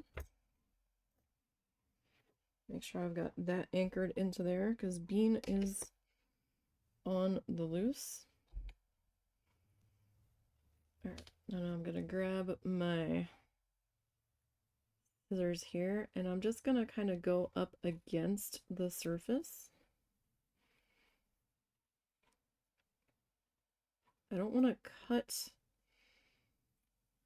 our little guy here that we've made directly. I'm just kind of on the surface trimming the little extra bits down that we don't need. Just the extra fuzzies that are kind of hanging off. being loose. Like, I don't necessarily need those.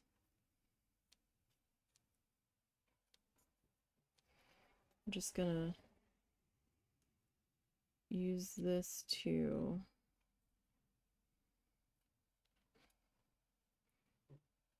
just do a light surface trim.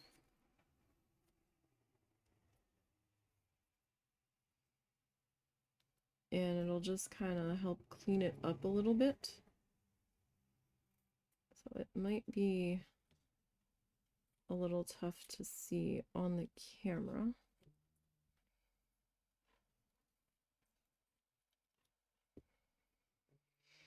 But that is what I'm doing here. They are very tiny hairs that we are clipping. Again, we don't necessarily want to clip the project directly. We're just kind of trying to get the loose guys off the surface and the edges. They're kind of just sticking out everywhere. So you're going to want to be careful doing this, that you don't cut into it itself.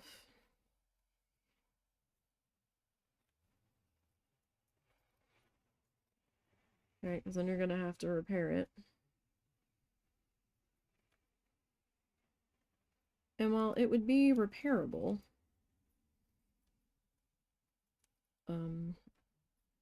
it's just something that could have been avoided. And doing this will also definitely let you see any sections that still seem loose, that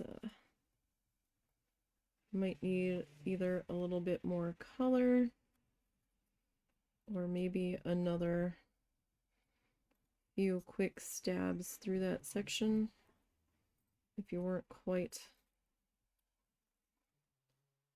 as attached as you thought you were.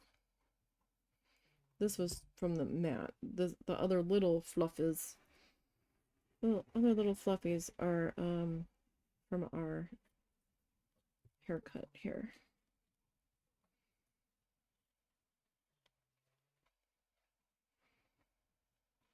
All right.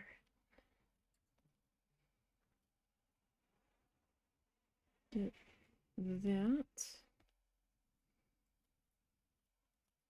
You know, just take your time on this stage. You don't need to rush. It's okay. I started going the wrong direction, didn't I? Oh no. Maybe I did. We should just be on the one side though. I haven't turned it over to my knowledge. Alright, that side pretty good there. Alright, so this side.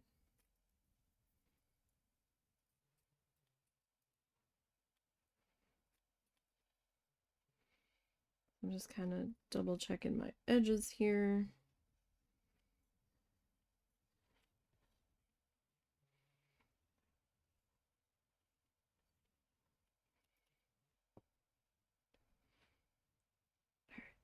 And then right up on the surface, if you have flat scissors, those also work pretty well.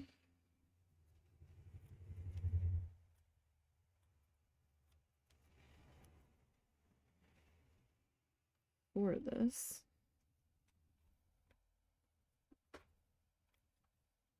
Alright, so we get just trimming up. Trim off any excess extraness that don't really need here.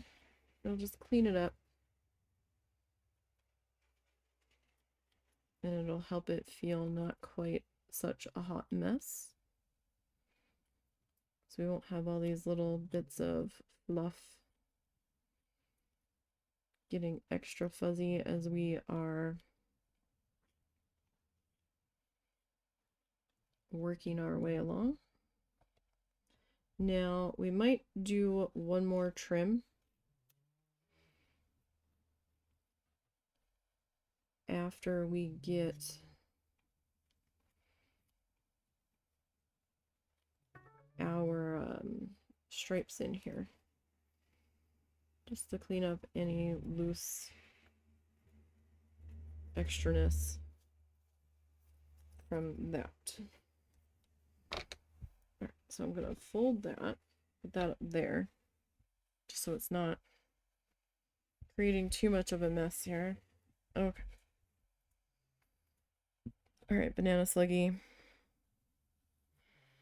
I think we're gonna go with this side facing up. I keep switching it, but we're gonna start with this side. So I'm gonna use this coffee bean color.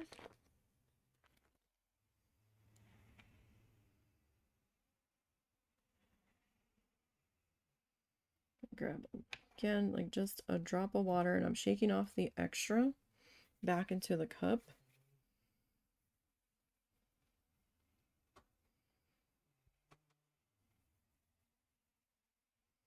This, I don't want this saturated. I'm just doing this to get enough friction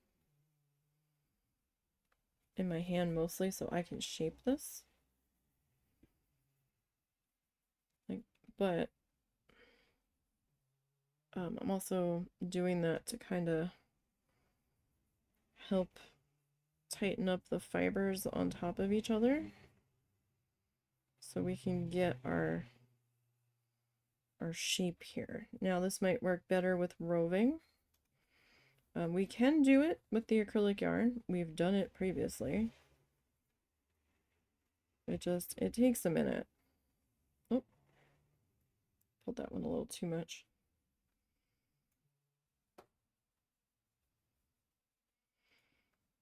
You don't want them super, super thin, because as you punch through with the needle, they do shrink a bit in their width. So if you've got like a strand that's like the thickness of a thread, excuse me, it might just kind of melt into the background. Just as a fair warning. So you don't want to go too thin. Now, if you think that you're a little too thick, you can kind of come in there at an angle and kind of smush it inward towards itself and kind of move it that way, and just then stab down through the top to try to give it a slightly thinner appearance. Now you don't necessarily have to punch back through the other side if you don't want to in this stage. I'm doing it just a little bit, but one side at the very least will end up getting another round of trimming here.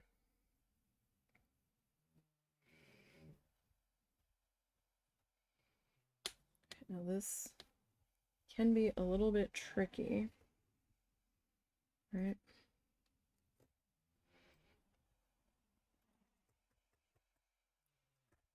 You watch your fingers. Try to only keep the protected ones in the line of fire. I wasn't going to use that little thin piece there, little tiny piece that I had pulled off accidentally, but I kind of felt like I had a little too much space at the tip of that before the striping started, so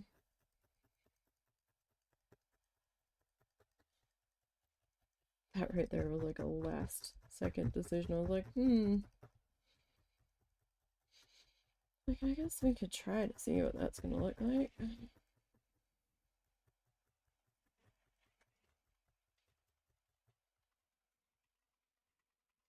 So you will have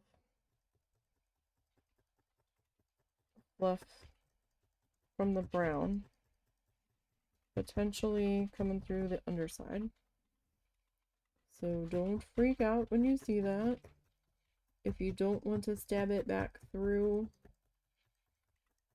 you don't have to. That's something that you can come back in with your scissors and trim up if need be. So no worries about that.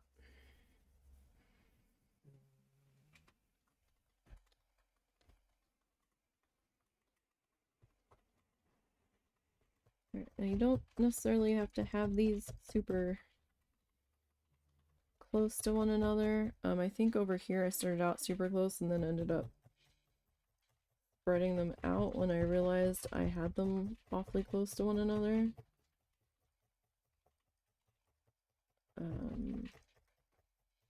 Probably have them a little too close in spots. But that's just going to be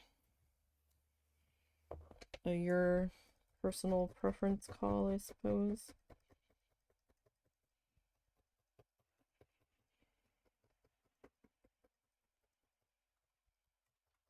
I mean, they're not super tightly close on there. There's like a slightly darker one and a lighter one, and they kind of alternate, but we're just kind of using the finger puppet as inspiration.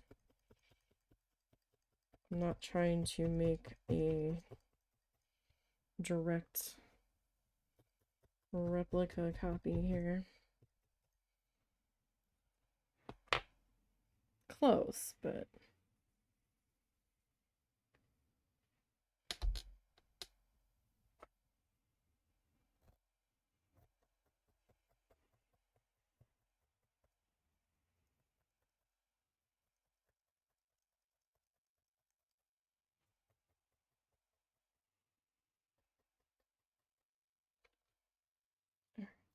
trim that guy.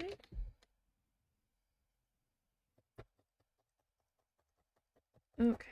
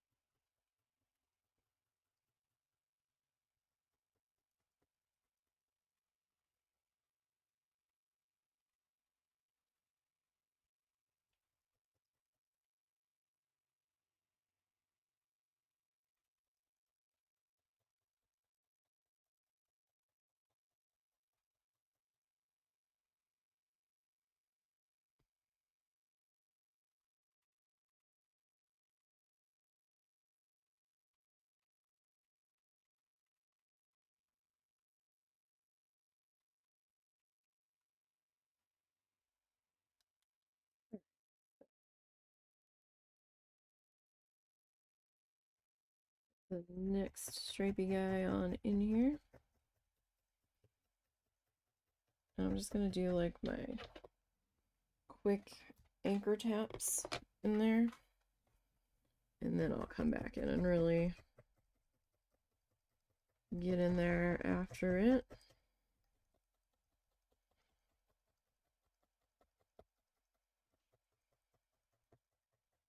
To get that attached on up into there.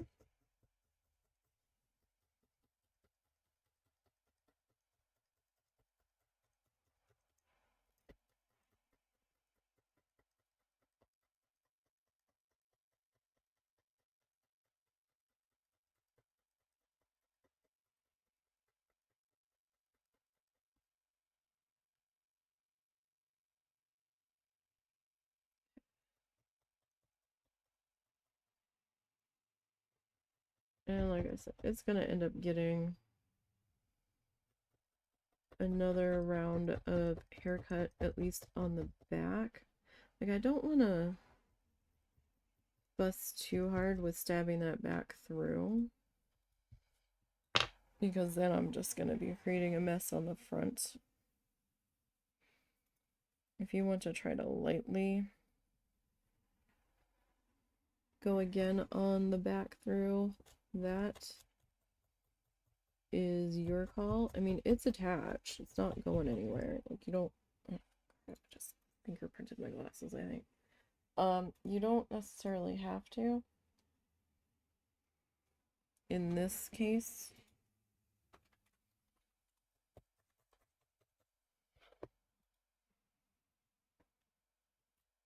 like, it's not going anywhere.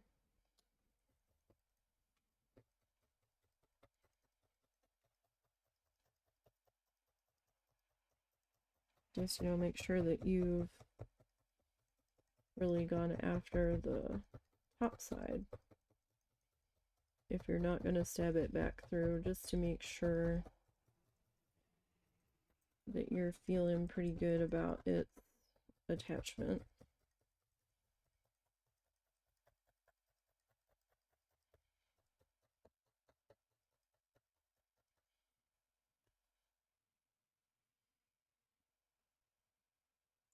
I'm going to come back and trim everything at the end one last time there.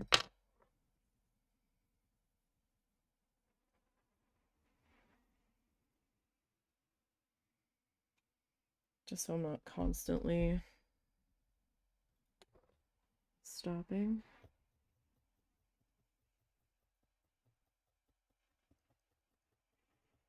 I feel like my stripes might be a little wide here, but they're a little wide on the other side too.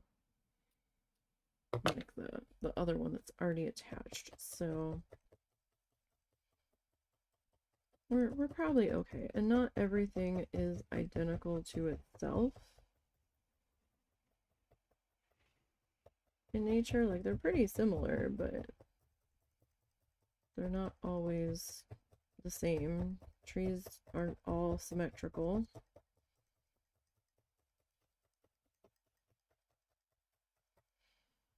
Sort of situation.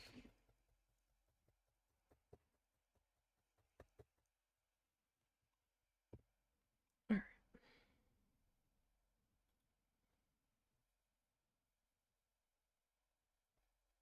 So keep on trucking here. Keep on stabbing.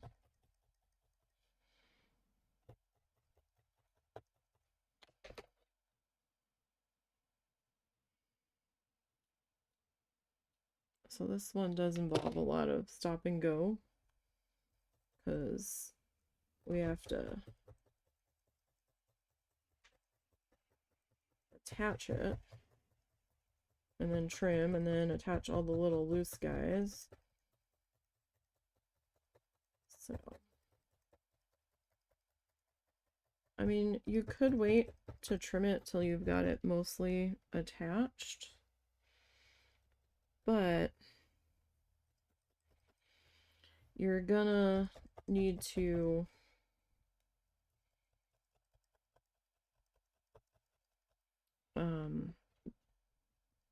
come back in and stab at those little hairs from where you trimmed anyway, just to make sure you don't have any loose guys that are going to be too much of an issue for you.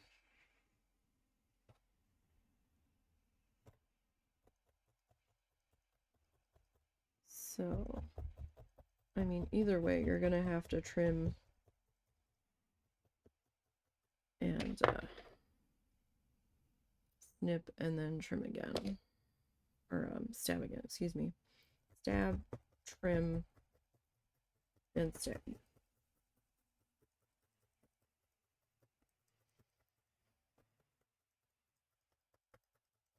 Gosh, I feel so bad for the people that like work in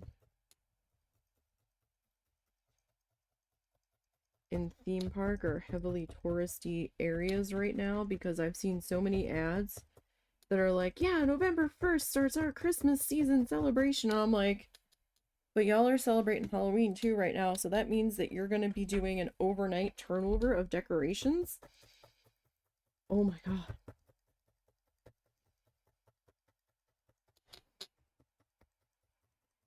So does that mean they've got crews in there as soon as the park closes on Halloween, trying to get everything set up for Christmas? Like, I keep seeing ads for Silver Dollar City in Missouri. And I'm like, wow, that's a lot of lights that you have in your ad. And right now you're also advertising your fall stuff at the moment. And showing these giant fall pumpkin sculptures and stuff. And I'm just like, wow.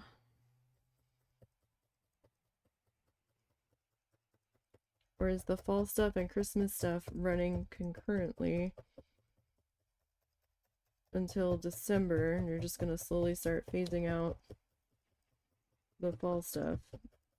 I mean, still, that's gonna be a huge undertaking, especially if the weather is not being very cooperative and dry.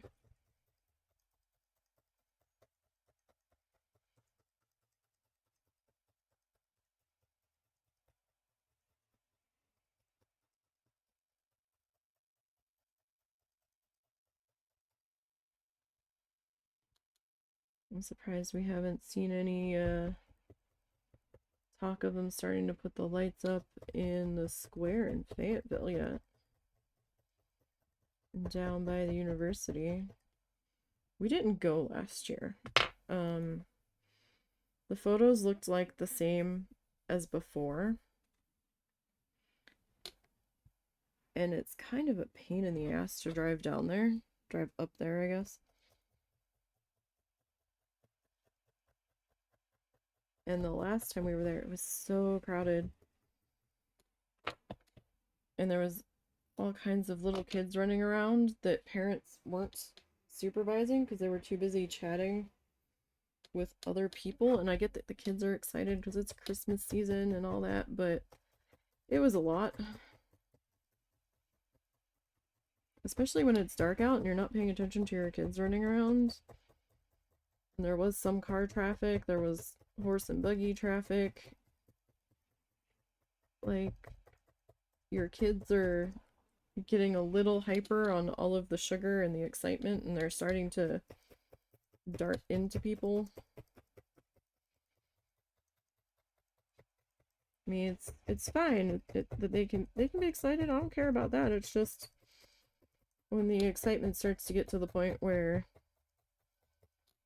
they're running into me or running into my walking path and I'm about to trip over them. That's a slight problem for me.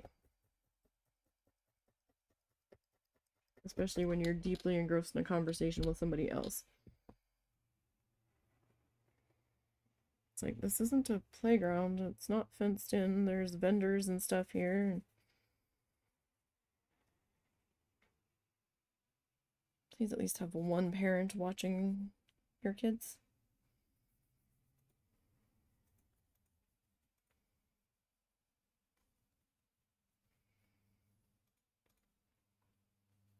Just making sure they're not getting a little too sugar high-ish, I guess.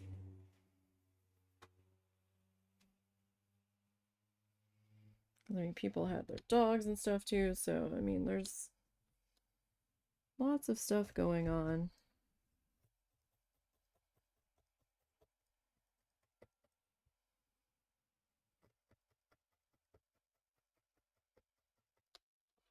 I mean, I get it. But at the same time, if I had done that in public, I would have gotten yelled at.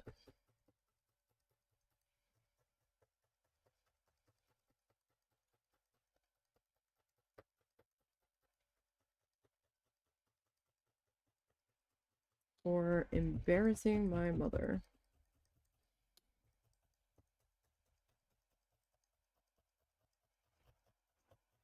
But, I mean, those kids had other kids that they were also running around with. My siblings are all half siblings. So I was the only one in the house, really, for the most part. I mean, occasionally an older sibling would be staying with us briefly,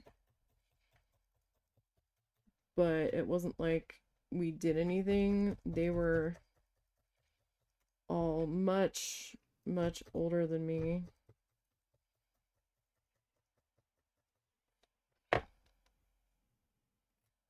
Like they were full-fledged adults and basically out of the house. As I was entering school.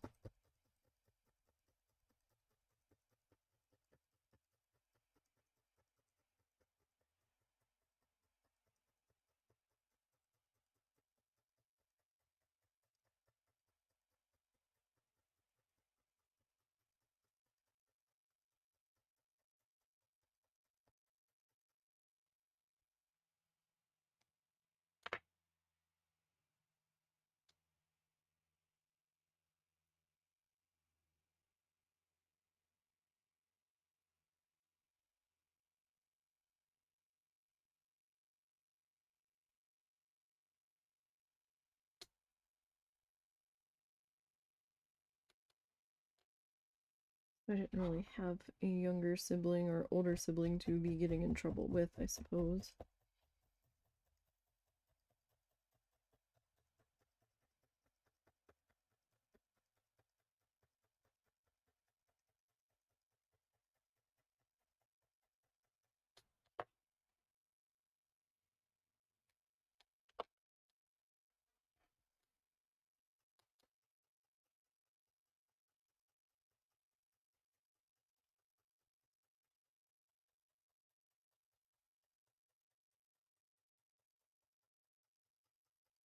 Alright, so these stripes are going to take a minute to get attached on into here. Actually, if I remember correctly, I think it took most of the last stream to get these stripey guys in place on the other one.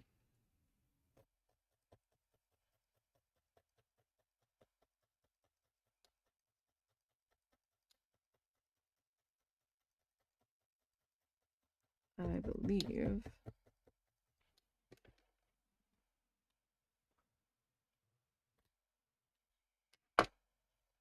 Alright.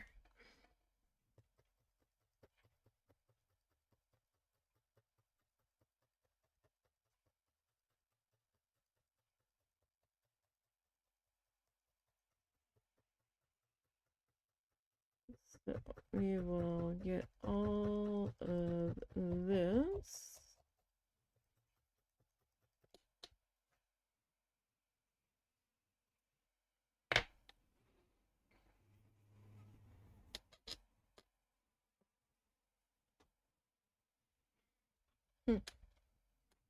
He must be feeling the weather.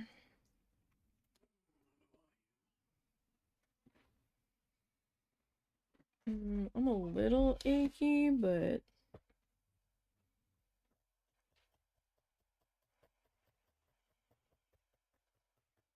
it's not too bad. Bean's actually kind of chilling on the bed at the moment.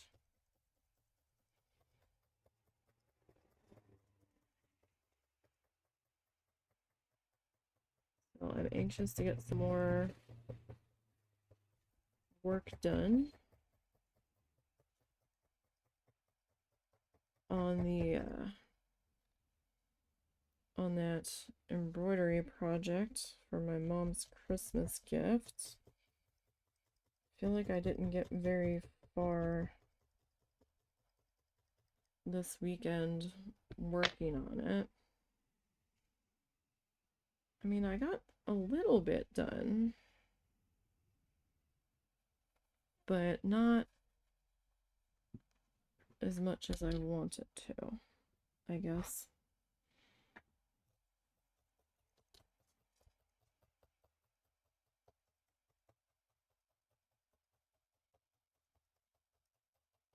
I feel like I could have gotten a little bit more done, but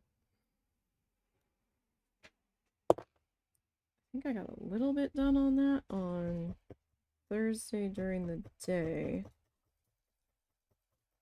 I got a little bit of editing done, and then we had the Katamari launch stream Thursday night. We're gonna try to do another round of Katamari on Thursday morning for a little bit. Like, it won't be a super long stream. I don't think. It might be maybe 2 to 3 hours. Because my thumbs start to get angry with the controllers after a while, because I tend to death grip my controllers.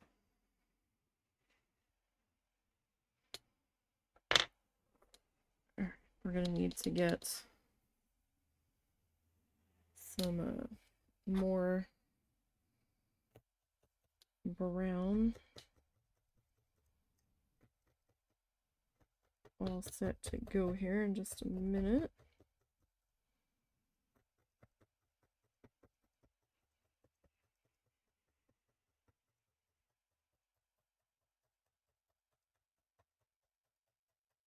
Now, hey, Sunday we have to flip our clocks back an hour. Oh shit, Monday. Oh, I didn't want to cancel that stream. And he's got D&D Monday. Shit. I forgot. So Monday's going to be our errand day for November.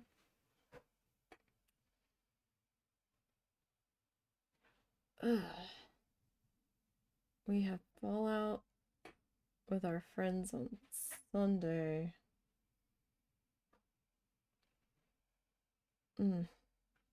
Tuesday we've got needle felting. Wednesday's Planet Zoo. I might have to move the seahorse to Thursday next week. I would just do a later stream in the evening, but he's got D&D that night. Or he's supposed to have D&D that night.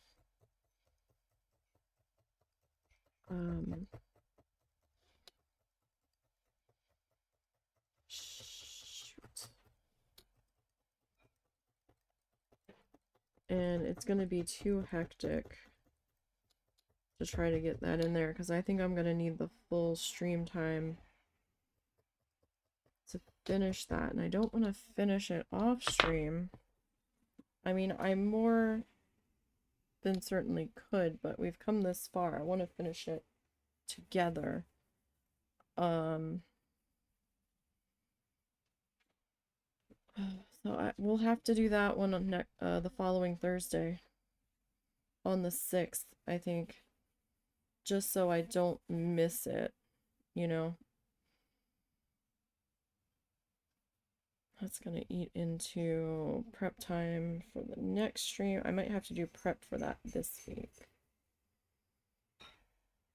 because I need to steal, in quotation marks, steal the husband's art pad. I need to borrow it for a few hours to get. Well, do I though? I mean, yeah, because we only have the laser printer. We don't have a color printer. We just have the black and white laser. Toner was cheaper than buying ink that we don't always... Like, I never need to print anything until I do. Like, I'm not using the printer constantly. And we were having the ink dry up in the printer heads and clog them because we weren't using the printer very often. And at least with the toner could just sit in its little toner cartridge until we needed to use it, and it wasn't a big deal. So we got a laser printer. And I haven't really needed to print anything in color.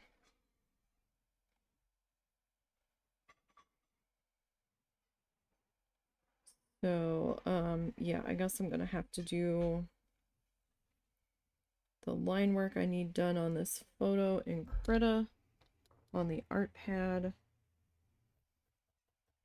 And then print, well, no, then I need to resize it. I need to do it in 2 different sizes. I need to do a, I need to do an 8x10 version.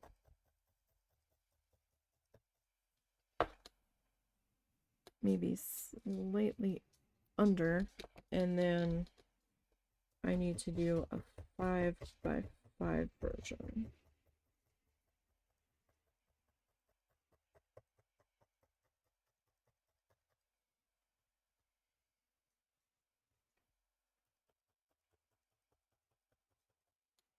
I don't know if I'm gonna have time to do both projects, but I might. The 5x5 project, I will probably end up recording, because I don't know that I'm gonna have time to stream that one.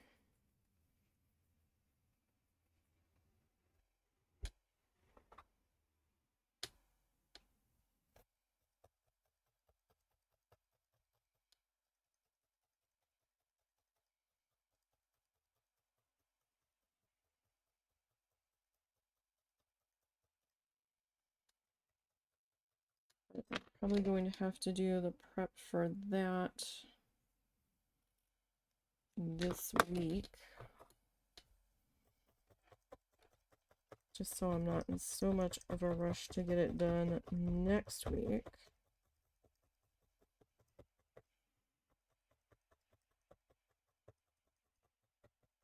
And I'm not in super crunch time of getting stuff ready to go up on the channel while we're away, because we're not going away this next month now. We had to push it back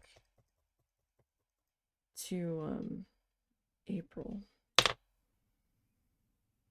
And no worries, the house does have a babysitter. So it's not like the house is completely unattended. Somebody will be here, just I won't be. I need a vacation. I need a mental vacation. I need a physical vacation.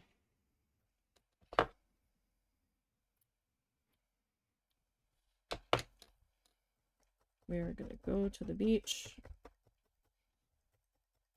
hunt for seashells,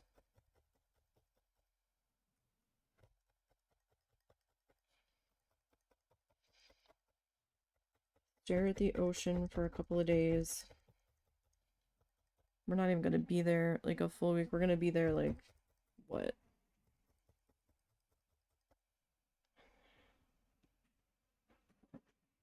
Thursday, Friday,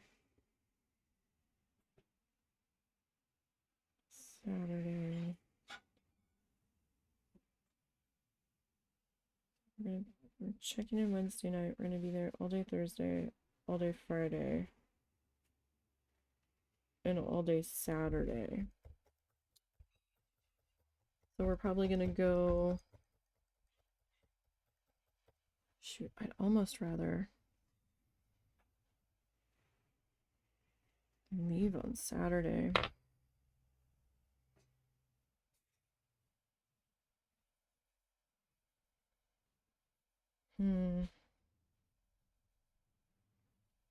So we're gonna go to a flea market down in the Fort Myers area. It's supposed to be this ginormous flea market thingy, and I think they're only open Friday, Saturday, and Sunday.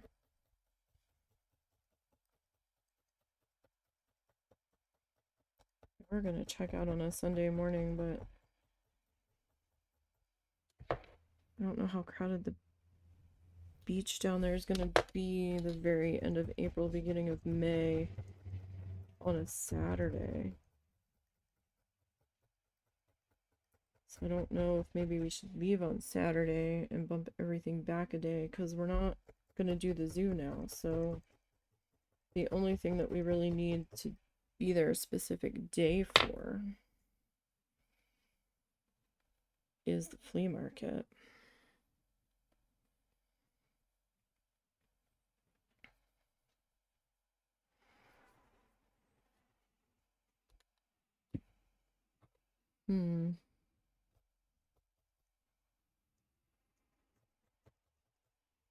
But here's the question.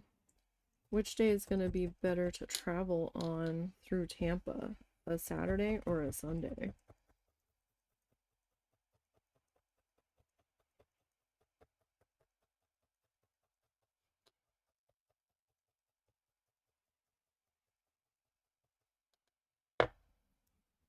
We might check out of the hotel early.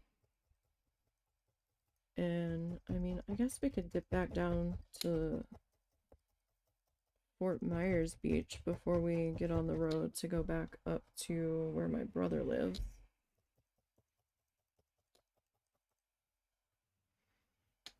He lives up near the Tampa area.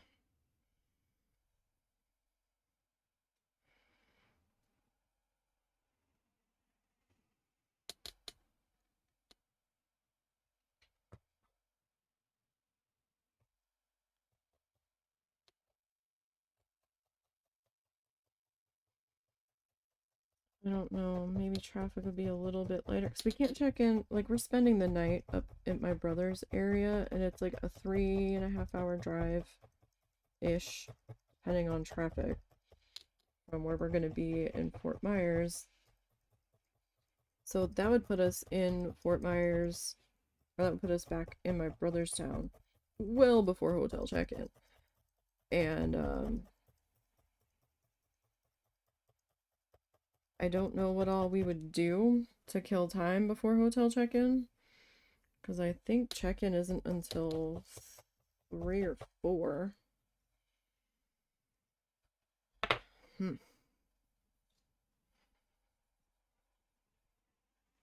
mean, I guess we could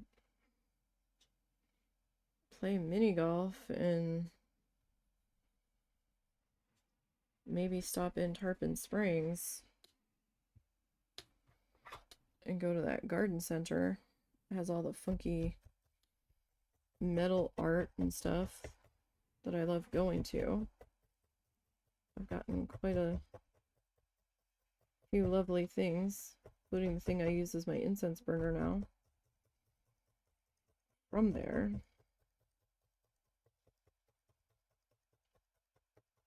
For a decent price. I also don't know if they're open on Sunday. I would have to look that up. But even so, if we checked out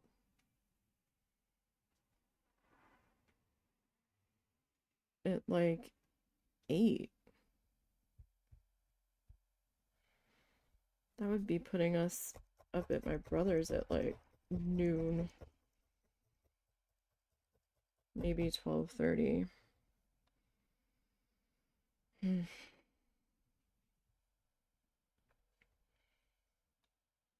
And that's like 3 or 4 hours that we have to kill before we can check in.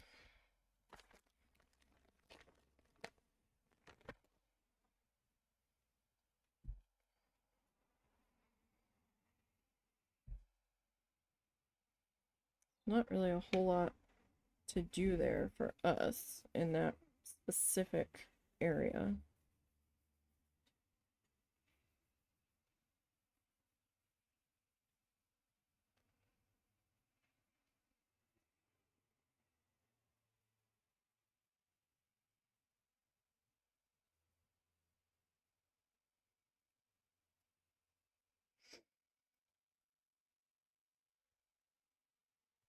Like, I don't know if Sunday is a slower day up there where stuff opens later.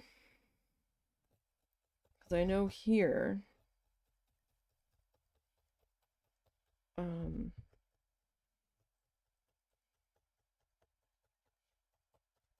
stuff. Oh, well, we have to go get my mom too. But I'd rather check in and get ourselves situated before we go get my mom, though. Because we're like, can you get up and be ready to be out the door by like 7 in the morning? And she's like, not on my own. I'd rather spend that last night with you guys so you can keep me moving. And I'm like,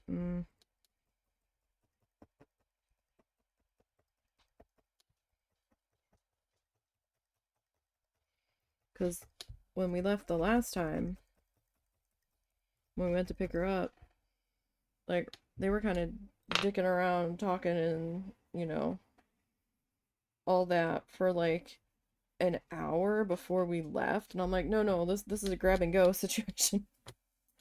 We gotta make a 9-hour drive. So, this is not a long goodbye situation. So at least if we grab her the night before, she can dick around for a few minutes.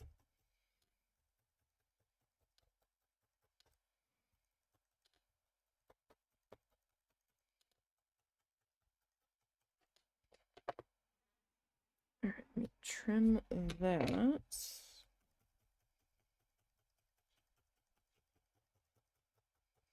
Fortunately, we won't be going to Key West this time, because we don't have enough money saved up. And that time of the year is a little bit more expensive to go because they're winding down their high season. But I don't think low season even starts to kick in until... It depends. Certain hotels are like, oh, well, our low season is June through like October. Other people are like, no, our low season is August and September. And I'm like, oh, well, that's dumb. Why can't you all have like the same price scheduling?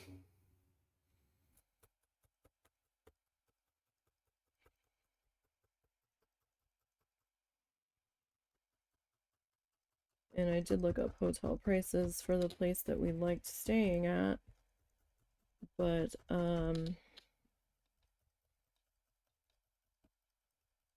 they were well, not like outrageous. It was more than we paid the last time, but it is a different time of year. So like I'm not overly surprised. I think it was like $250 or something a night. And we had paid like $162. One night I think we paid $129. Because of the hurricane, they slashed their rates a little bit deeper. Because people were afraid with the hurricane sideswiping the keys that either they weren't going to be able to get there, or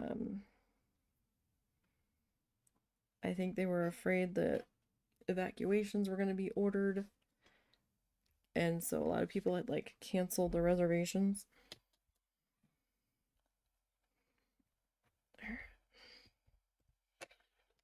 So let me slide you all that way. Oh no, we're only gonna have time to attach this guy today. Alright. That's fine. Okay, so I'm gonna flip this guy over. And just like we did the first time, I'm going to come through and I'm really gonna push this up against the base. Now I don't want to cut into the base like I did slightly there on the edge earlier, but I want to be along the edge here. I've got other scissors that'll probably work a little better. Sometimes these guys are a little bit, no. Sometimes they're easier to maneuver. Sometimes.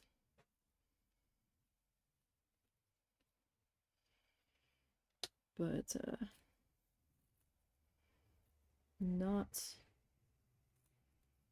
all the time.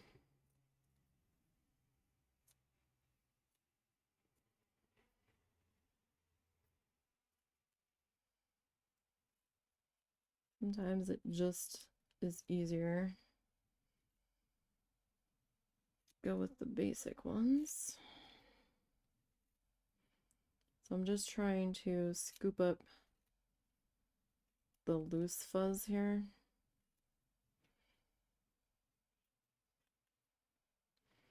We do have a bit of looser fuzz here.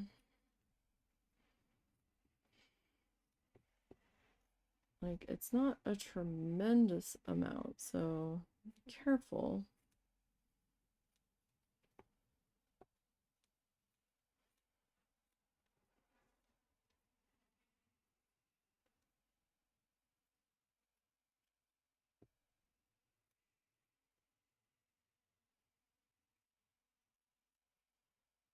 Right, so we're just kind of shaping along here. What are you up to?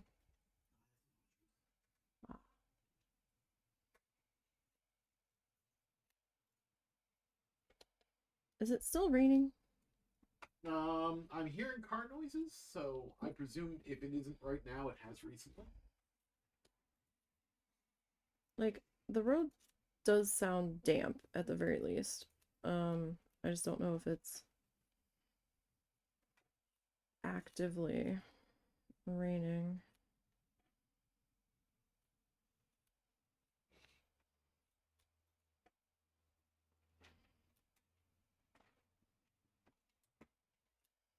All right, I cut into that a little bit there by accident. Oh, careful, careful.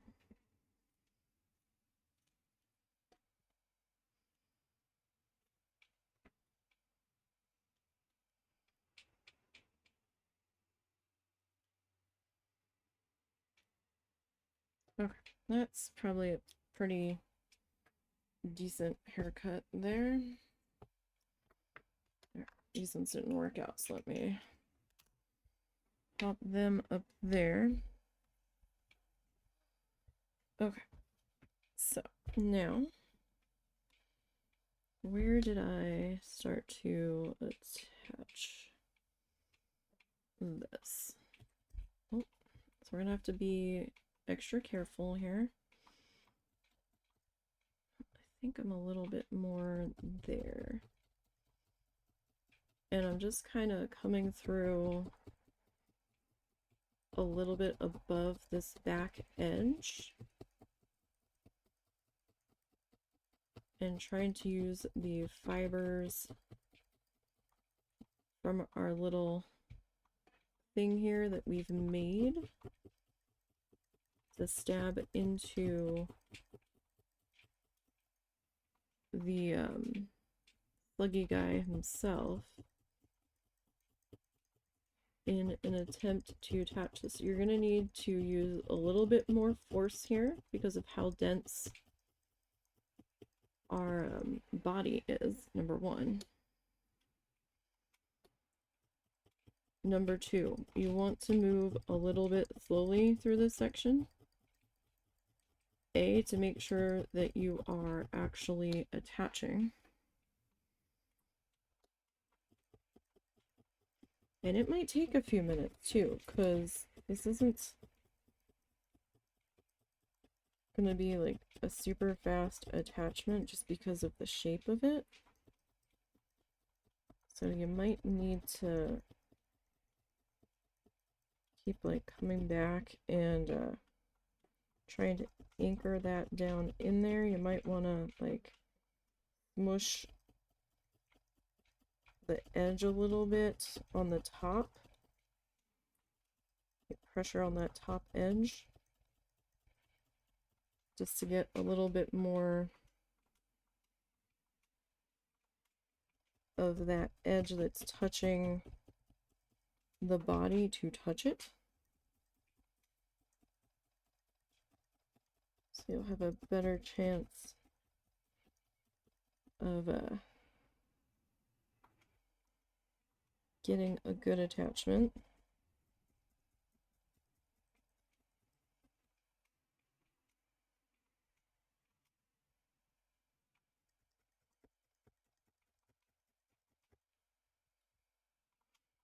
And there's a chance that after you've made your way down the body that you're going to have to come back again and just check for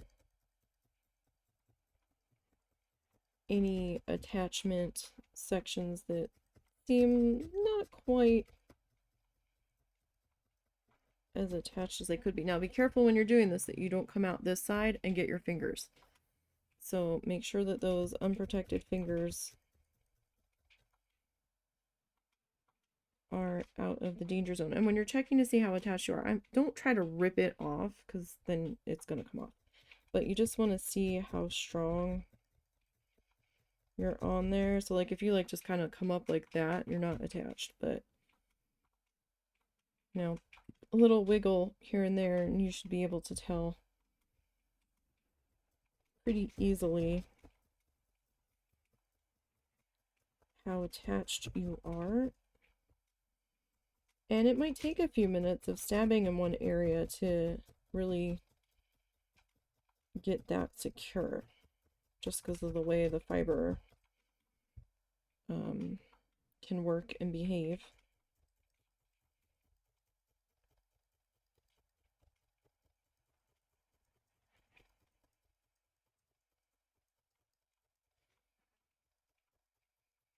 Now I'm kind of stabbing through just above the edge. So like about here is where I'm coming down in.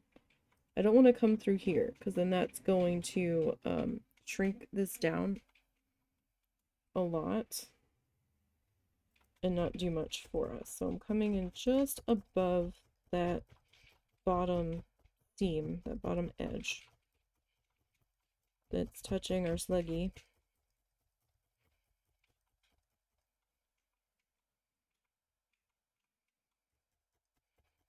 And using that as our attachment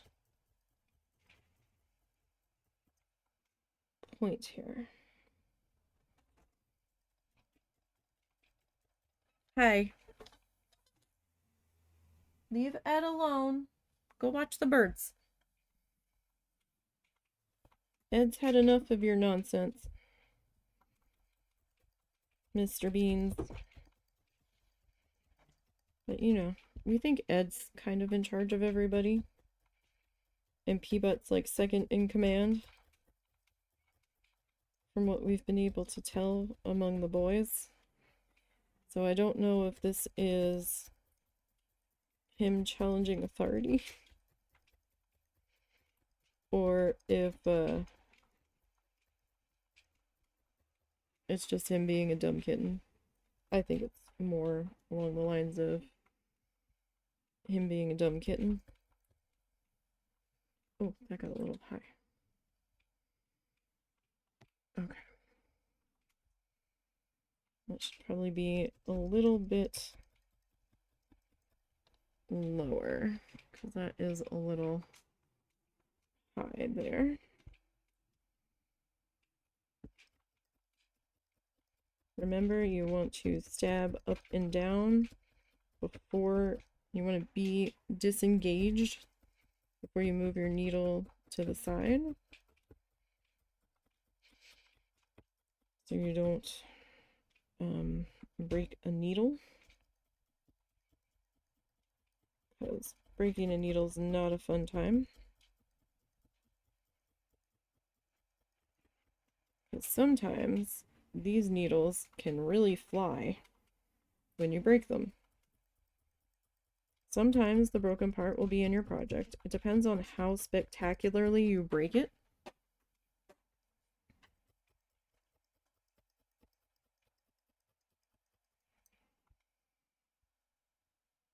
But Nothing attach yet. It's just generally not a good time. Once in a while it'll still be stuck in your package or your project. Other times it will go flying across the room. I remember I searched for one broken needle tip for like a half an hour. Could not find it. Was getting really distraught because we couldn't find it because we had the animals and I didn't want them getting stuck by it. And I went to sit down and I felt something poke my leg and I looked down and it was clinging to my pants the whole time. I had fuzzy pajama pants on that it grabbed the barbs on the needle, grabbed into the weave. And I was like, son of a bitch. I had another one like fly halfway across the room. Way further than I expected it to.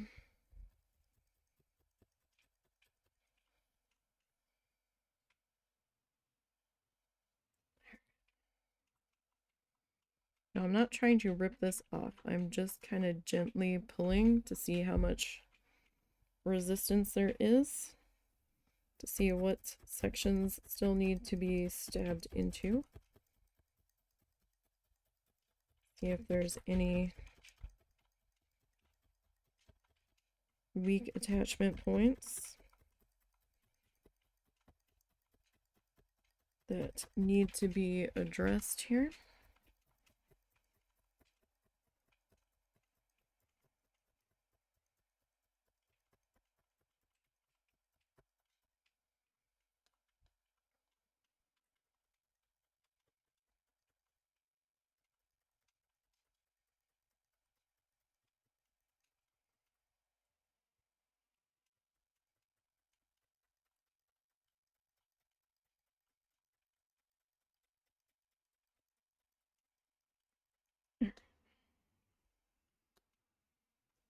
That's doing pretty good there.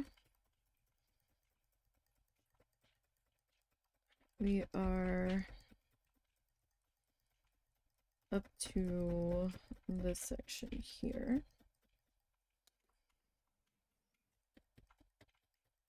My one monitor's rattling pretty good because of how much force I'm putting behind this.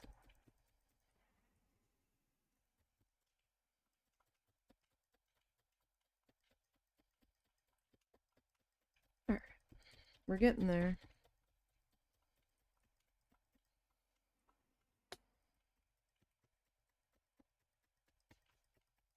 So I kind of changed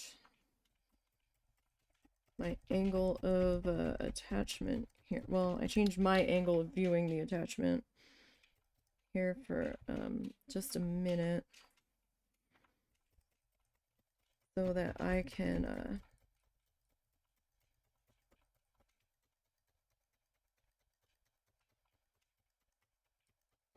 get my fingers in a better gripping position. Okay, let me see, how are we feeling about that? How are we feeling about that? Oh, he's pretty good. Alright, you guys, what do you think? So there's our second side on there, and that is our finger puppet. Not bad, not too bad at all. I don't think. I think we're doing pretty good. Let me check on one thing here. What? Oh, we're under wind advisory until 1 p.m. tomorrow. Okay. Ooh. Northwest winds 15 to 30 miles per hour with gusts up to 50. Oh, so it starts at 7 p.m. this evening into 1 p.m. tomorrow.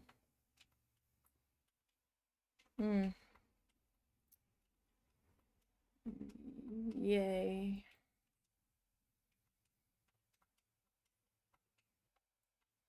Oh, buddy, you might be out of luck entirely today.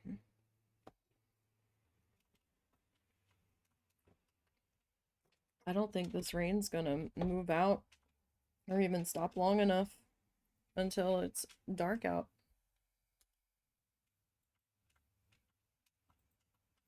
I think the doggo is just gonna be out of luck today.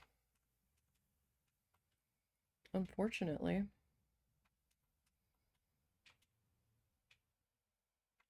Unfortunately.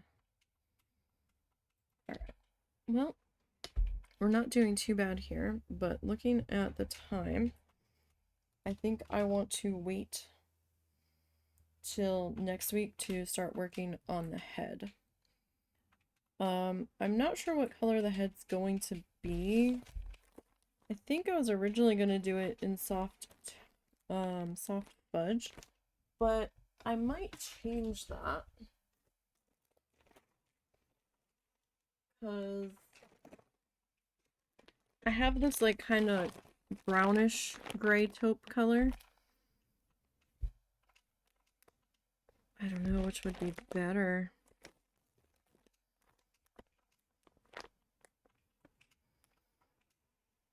Oh gosh, I don't know. I'm kind of leaning towards this for the head, to be perfectly honest. So that might be what we end up doing for the head color. But we are slowly working our way towards completion of the actual slug.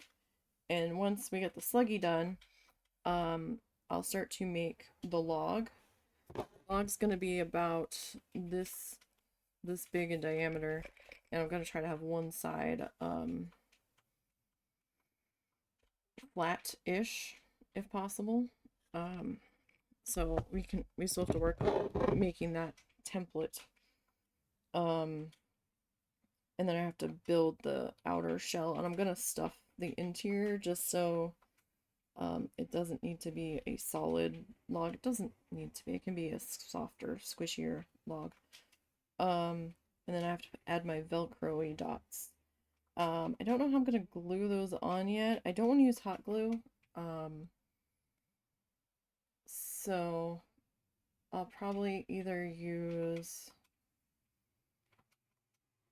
tacky or the super glue. I might be able to sew them on. I've got them in my little basket over there, but we'll see. Sewing might be a little bit easier, at least on the log. I don't know. Sewing's not really going to work on this, though. So I might have to glue it, at least onto this side. That's a matter for another day, though. Entirely. So thank you guys for popping in and checking out how we're doing on the project thus far. I do appreciate that.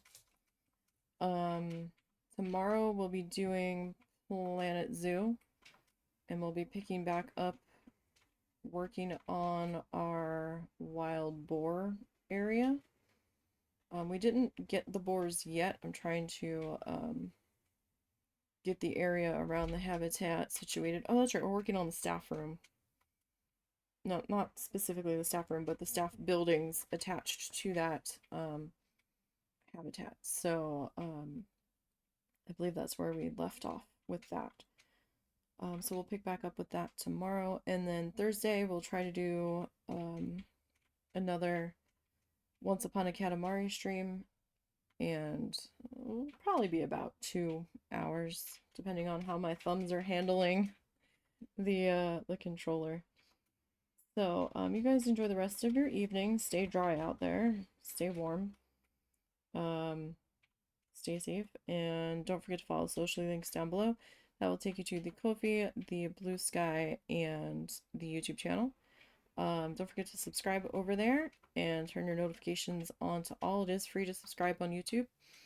Because we've got stuff that we aren't streaming going up over there, like Bear and Breakfast, Honey, I Joined a Cult, Little Known Galaxy is going to be starting in a couple of days. So plus the live stream archives in case you missed part of a live stream and you want to go back and see the rest of it, or you want to see the other live streams involved with that particular one. Everything's kind of on a playlist and should be in time order. So I will see everybody tomorrow. Until next time, you guys, have a good one.